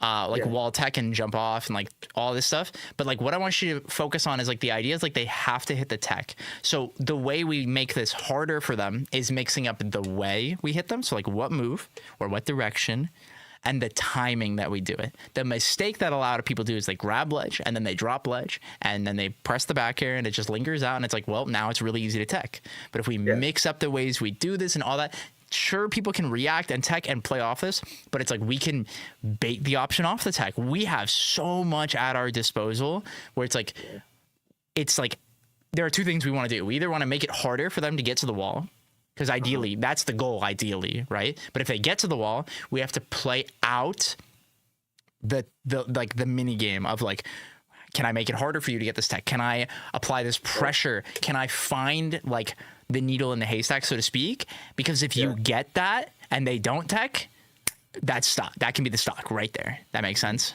Right. and you can do that to everyone in the game. That's the cool part. Yeah. What's it called? I feel like whenever I'm playing against like a Zedard and like whenever they're recovering just like slightly above the ledge, which I usually go for a ledge hog, but like I'm not like too sure what like the distance is. Like I try to cover, like I try to like bait them to go like close enough to ledge where I can just like down tilt or forward air at like that position where they like because like they can't really take off the wall once they reach the point above the wall. So it's like I usually go for that and then rinse and repeat again to a situation where they can't hug the wall. So like what you can do is like you can like run up and just like stop here, or you can run up and then grab the ledge, and like both of these pressure different things from them. So it's like both of these options are right, and this is the hard part about the game, is that there can be more than one right answer. Because what it's about is like you applying that positional pressure, right, and letting the Zetterburn choose, and as long as you do that, you could take advantage of it, because the big thing is like they have to choose. If they take too long to choose, you hit the down tilt, you hit the back air, you do whatever. They have to choose because they're on that like split second timer to be like, what are you gonna do? Because if they don't, you just run off, smack, you drop jump from ledge, smack. That's it. That makes sense? Yeah. Okay. And like it's realizing that it's like you don't have to try to cover 7 options. It's that they got to make the choice and hope that they can find their needle in the haystack to get to the wall. Right. Makes sense? Yeah. The other thing real quick before, because I forgot to mention this, it's really important when we're doing like wall jump wars, like the mini game, right? Yeah. Anytime you hit somebody, you get your wall jump back. Oh, actually? Yeah. So it's like, if let's say you are like down there and it's like you wall jump, you back air him, he techs it, he hits you, or like he tries to hit you, misses, and then recovers, and it's like you can then side B, wall jump, climb the wall, and make it back up. Oh, okay. This also is really helpful for like when you're edge guarding, because let's say you do like you like drop down, you wall jump, you nair, you put him out, and then he's coming back, you like jump side B to the wall jump, forward air, and it's like you don't even have to touch the ledge. Right. Yeah, and this is something you can practice, which is really fun. Being able to abuse getting your wall jump back is so sick, and it's like 100% something to like do with confidence. The big thing to just practice when you're doing these like wall jump wars is like maintaining your double jump, unless the double jump means you get to hit them and they die. What you're primarily looking for is if they like wall jump tech, or like the button that they press after teching is like what you're like the target is if they get to the wall. That makes sense? Yeah. Okay. Any questions? No. Awesome. Let's keep going then. Okay.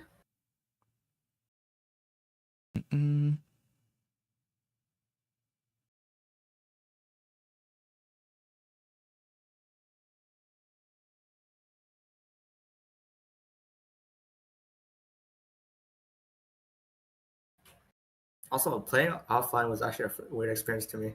Oh yeah. Not like used to the no rollback, hey? Yeah.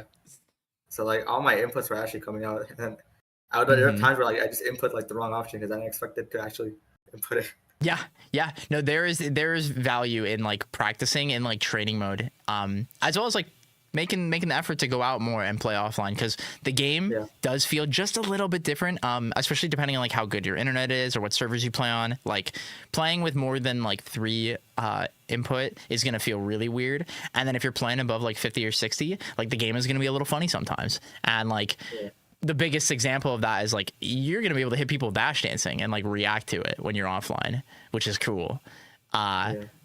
And so like being mindful of that is big, but also, you know, like you mentioned, like your inputs, like sometimes like a pivot, you know, you might not hit online and you'll hit it offline for sure. And it's just like, try not to, the way I talk about online is like in this game, online's pretty good. Like it's pretty good, but sometimes the servers are a little funky. Sometimes if your internet's not the greatest or what server you're playing on, depending on, you know, the context can be a little rough. And it's like using online is what's called like conceptual practice. Right. You are not trying to like super grind execution. You're trying to get that situational awareness. You're trying to understand the way the characters interact with each other, like the game, like what the game is trying to teach you, not try to be like, I'm the god at doing like up throw. What's like the funny, like fair up air thing? You know what I'm talking about? That with the new like spike on the ground thing. Oh, wait, fair up air. So what it is like on certain characters, you can like hit the fair spike and then do like up air one, fair, up air one, and like get them stuck. The one that I was doing. Yeah. You know what I'm talking about? Like hitting that online, you don't need to practice that. Like that's not gonna happen. Like you're gonna mess that up. That's so hard, right? But it's like you can practice that in training mode, and then like when you go offline, like you can try it, right? But it's like hitting that online, like trying to do that in like Dallas, nah, bro, that's not happening. Like don't even bother. Like you could try and be like. In this scenario, I set it up, but I dropped the execution because I'm online right now. And like, you know, I'm playing in 60 plus ping.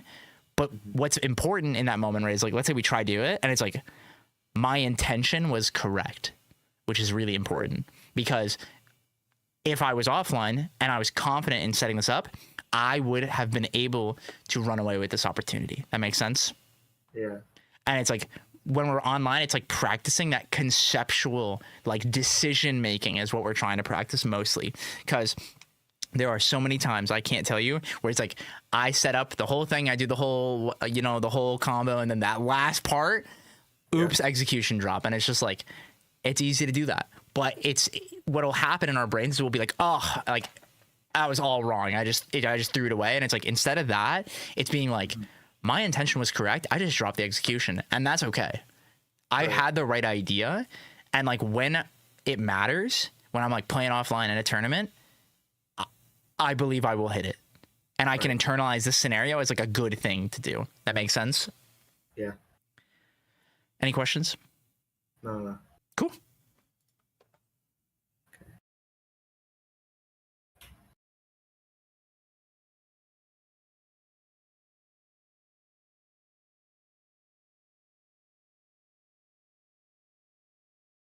Something I want you to be careful about is I think you're pretty good at recognizing like you're gonna get hit, and you'll DI like the first time you get hit, but you will do what I call like lazy DI, where it's like you'll DI correct, but then you'll like drift wrong or immediately try to come back in. And so it's like when you get hit that first time, I want you to make sure you look at them and be like, what are they doing, so that you can prepare yourself for like the next thing that's happening. Yeah. Where like I think a lot of times you like get hit and then it's like you DI out and then you're drifting in, so then you DI in on the next hit and then you get put into a worse scenario. That makes sense. Right, yeah. This is a really easy habit to like fall into, because a lot of characters want to hit you off stage and it can be really scary. And this kind of compounds into like your recoveries. Like you have a really bad habit of like up being onto stage right now. Yeah. I want you to think about this very, very simply. The ledge is your best friend. They cannot hit you if you grab ledge. You are unkillable for that one moment. You don't always have to go to ledge, but when you're recovering, just like at any point, your priority is looking at the opponent to be like, where do I get to go? And if they're just sitting there, then we got to mix it up. But what we need to not do is like over mix up and then just up be on a stage and just like get hit and killed for no reason. Yeah. Your goal when you're like in disadvantage is not like, how do I finesse my way back to neutral? Sometimes it's just, how do I not die? That's it. All you need to be like is, how do I not die? How do I make it the hardest possible for them to kill me?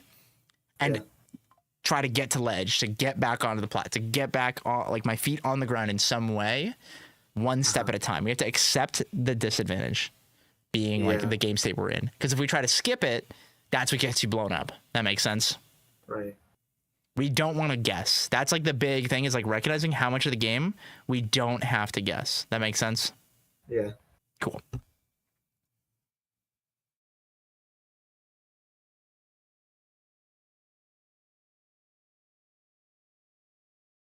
Oh my gosh. Good text. Oh, that was meant to be a shield. What controller do you play on? Oh, I'm playing on keyboard. Say again? I said I'm playing on keyboard. Oh, you play on key? Oh, right, you do play on keyboard. I've heard your keyboard before. Okay, cool. What keyboard do you use? Keytron. Oh, okay, yeah. Those are nice. I have one of those.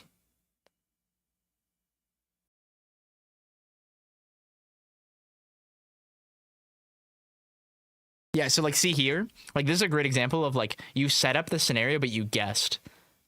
Because it's like you got on the plat, you like threw the needle and then hit it, and then that second needle you just like threw, and it was like this weird scramble of like he beat the needle but didn't hit you, and then you just kind of like went for like a bunch of back airs, and like you can see how uncomfortable you were like playing out the scenario. Right. And it's like what I want you to be more aware of is like you don't have to do this as fast as possible. Because like that back air, oh, you took a crazy risk, and then it's like you found this, and it's like in this moment, breathe and be like, I got it. I'm back in control now. What do you do? And it's like you didn't respect their agency of like being able to shine, and it's just like you were a little too late, and it's because you flickered your shield. Where you remember we talked about like dropping shield is really bad, right? Yeah. See that's why you were so late to that. That makes sense. Right. And so it's like recognizing like I won't get there in time. And it's like not trying to force it. That makes sense. Yeah. And it's like little moments like that where it's just like, I tried to tech chase way too late. That tech chase was already dropped. And it's just like owning that is really, really important. That makes sense. Yeah.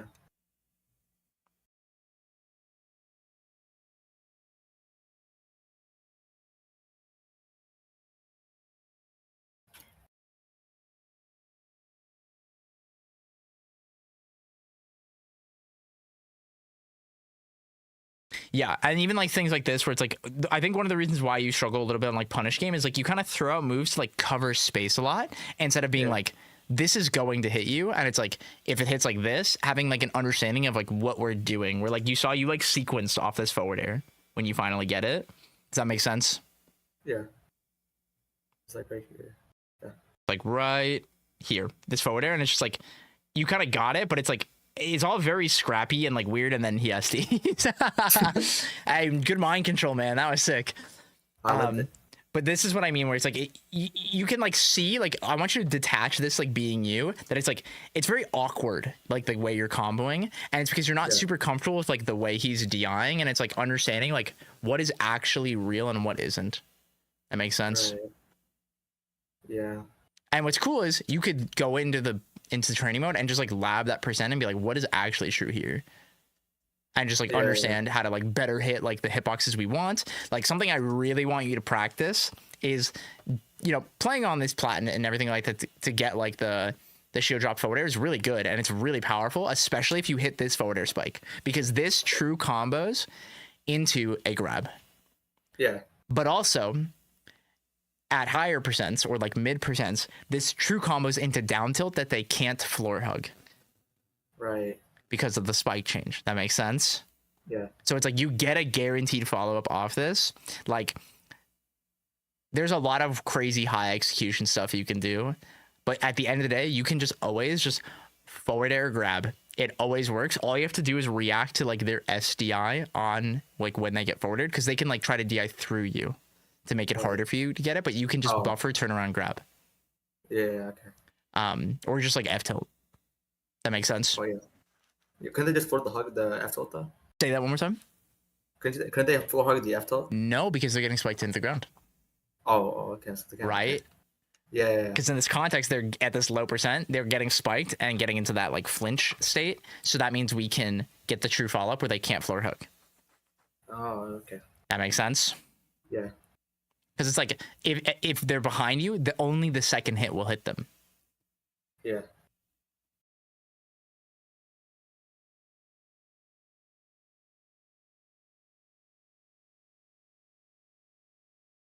Nice. And then there being like a percent where it's like, I don't actually combo with that. Where had you down thrown, you probably could have gotten a lot of value. Or even just like forward thrown him. I think back throw would have been better too. See, that's the thing, right? There are so many right answers, but up throw was wrong because he's too high. That makes sense. Yeah. Oh, I want you in a lot of scenarios like this. Yeah. Again, it's like what we have to practice doing is like we have to react to like what they do here. And like what's good is you reacted and being like, I wasn't ready to go down. Yeah. Now what we have to recognize is like at an angle like that, it's super hard for them to snap ledge. So that means we get to parry it, or we get to like down strong it, or we just get to like shield it and then just punish it. The thing is, I think what I was afraid of, I was thinking of down smashing in that situation, obviously. But like the thing is, I thought they were just gonna tech down B right after, and then they'll just hit me and put me in a. So that's where then we would do like down tilt and then like bait them to do the down B and then punish that. All right. Yeah. Right. And so it's like there's lots of little nuances. But what's cool is depending on how you down strong or like the angle they come at, because in this context here, yeah, he is, let's catch it right here. He's like a little further from the wall. So depending on the angle he takes, down strong covers like a lot. And he also like rides the wall a little bit. So like down strong could potentially have been like awkward for him to tech. It's really easy to look at a scenario and be like, they'll just tech it. And some people will. But the goal that we want to take is like, that's a really low risk scenario where if you down strong, he's not going to kill you if you miss it. And if you hit it, he dies. That makes sense. True. Yeah. Balancing risk and reward is really important. And it's really easy to assume that they'll just like be the good player. But people are not perfect at the end of the day. And that is an important variable to account for. That makes sense. Yeah.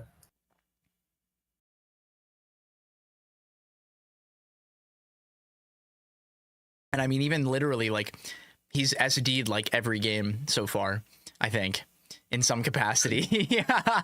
Like, people mess up. He's DI and like DI SDing it. We all do it. We all mess up and we all goof. And that's just the nature of the game, you know? Yeah. And it's not that we're like playing for it, but it's understanding how to use it to our advantage. That makes sense? Yeah. Thanks.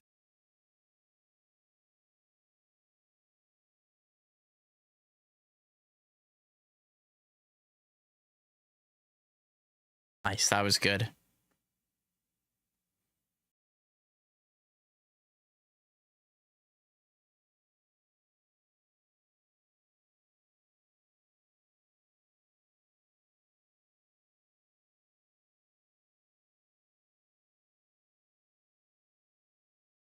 Good DI. Oh.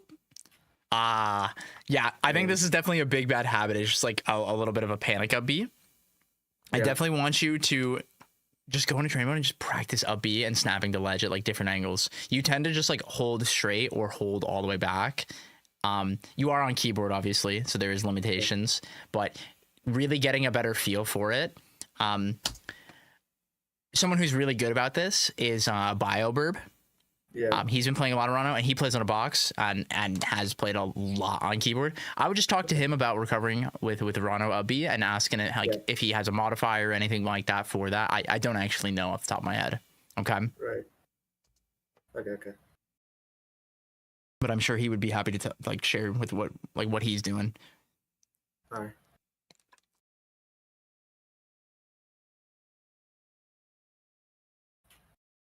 Ooh, okay. See there? Like there, he missed that tech on that soft hit. Like we could have gotten a lot. That makes sense. Yeah.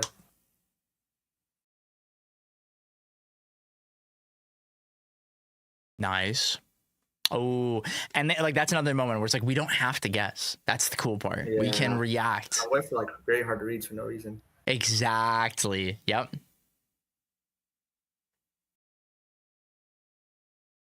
Oh, that's okay. Caught yourself. Oh, that is a funny interaction. The needle popping you up and you were like, oh my God, I'm in the air. There we go. Nice. Yeah. But yeah, you see how much harder you're making for yourself where it's like you're putting him in the good scenarios and it's like, you don't have to guess. You've already done the hard part, which is getting the grab. That makes sense? Yeah. Okay. Yeah. Also in danger bands, I think. I don't know why I banned Delta. I'm not sure. I feel like I should definitely ban Forest because I'm not really comfortable with that stage.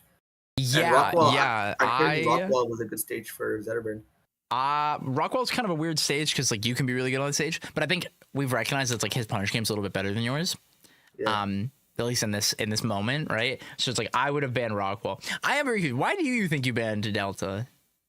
I think it's because like I think we played earlier in the tournament. Okay. And he beat me very bad in Delta, and I think I just. Okay. I thought you can just ban Delta because you wouldn't be in that situation. But I think at the time I was trying to get used to the like offline at the time, so like I just didn't realize I wasn't used to the stages and stuff. Yeah. So like once I got to the point where I got like a footing on the game, I could have definitely played better. Gotcha. I should have definitely banned like Harbor or something. I probably like personally I would have banned Forest and Harbor. Those are the two stages that I think are the most polarizing to fight Zetterburn on right now. Definitely. Because like in this scenario, like what you can do is like, you know, let's say, you know, he was doing better on like Hodojo, right? Right. Even though like you won that game and it was really close, the goal is like as you're playing throughout the set for him to like run out of like, here are the stages where I get to kill you easier. There'll always be a couple, but you'll always have two bans. And so if he never gets to get a win on Harbor or Forest, if you're not like comfortable like scrapping with that player, then he actively is going to have to work a lot harder. The biggest thing is like this is a stage that's really great platforms for you and is really large. The mistake is just that we keep jumping at him and trying to throw needle. You do not use grounded needle almost at all. And it's something that you desperately need to do. You use way too much jump needle. Yeah. That grounded single needle, you won't get a combo off of it, but what you will get space is control of the tempo to like stopping him from just like running around all over the ground. Because like here, you saw that what he was just doing. You could have just thrown a needle and been like, stop. Because like you did it for the air one, but like right after this, where he goes back into the fire, and you like double back here. Imagine you just threw a needle and you're like, stop. And it's like, what do you want to do? And he jumps in, then you back here. That's the idea. Right. The needle is to encourage them to jump. And then when they jump, you get to back air them or you charge needles and you hit them with the angled up, like the fan. That makes sense? Yeah. And so there's a lot of value that you get from just like disrupting their flow. You are definitely a scrappy Rano. And it's like, we want to implement a little bit more needles to make it harder for the Zetterburn to get in on you. That makes sense? Right. I want to pull up, where did I put this? I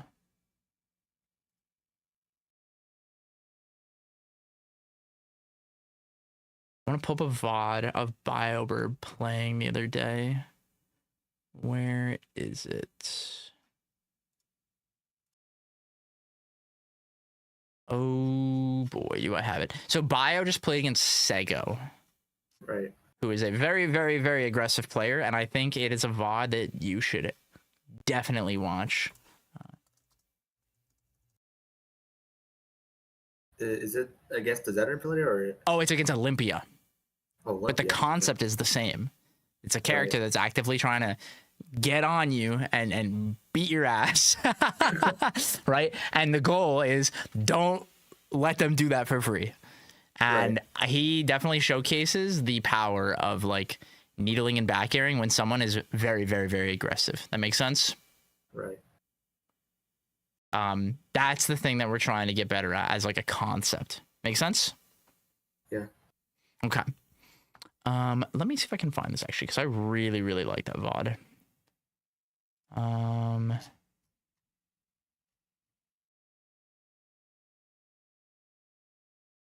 Here.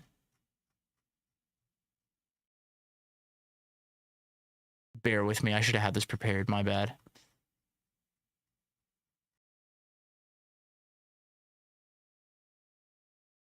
Nope. Okay. I will get back to you on that because I do not remember what stream it was on. But I will send it to you when I get it, because he'll send it to me when he has some time. I think looking at that, I encourage you to watch like Derise play a lot more.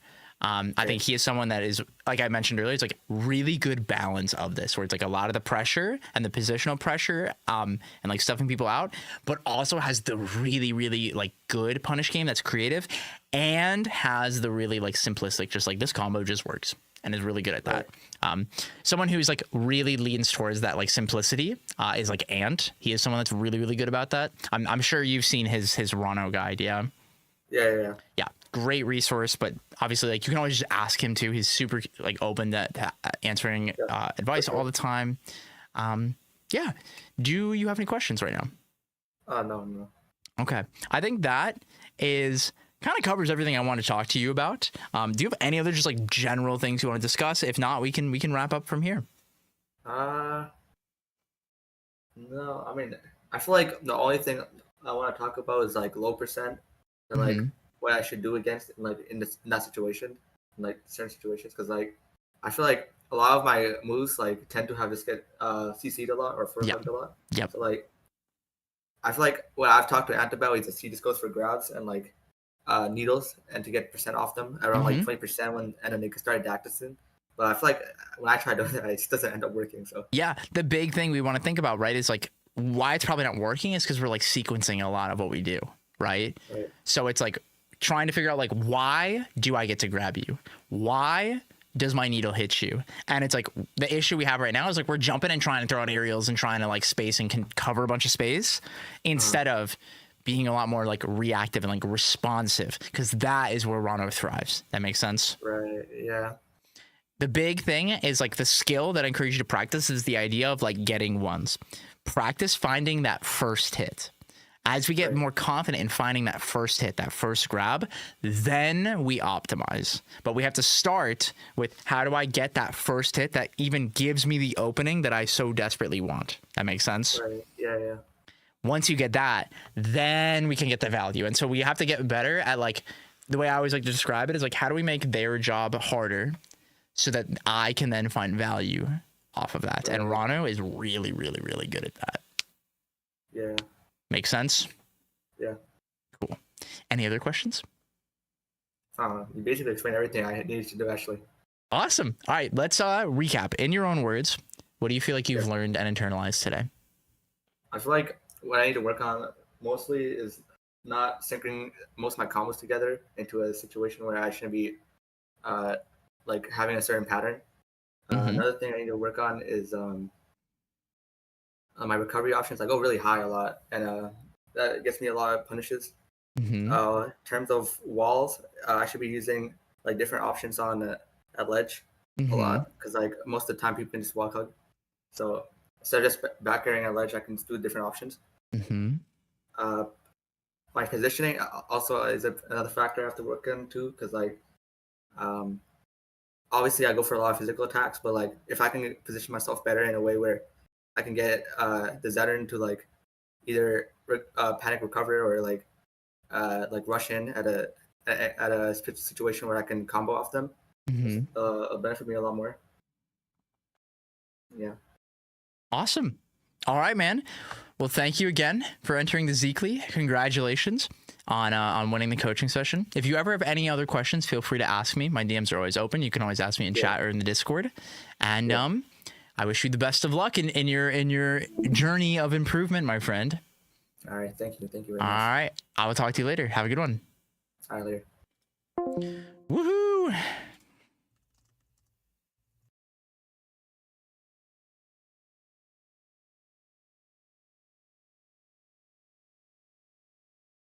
We did it, chat. We're in. I'm in. All right, let me boop this out. Okay, cool. Yay, it's Dubs time. Where's Hada? Dubs? All right, let's find this fucking goober. Oh, my fucking Discord is bugging. All right, there we go.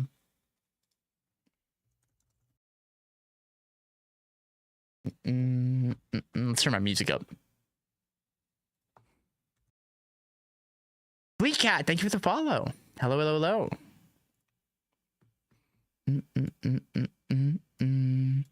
I've seen you in a couple different chats. Happy to have you here.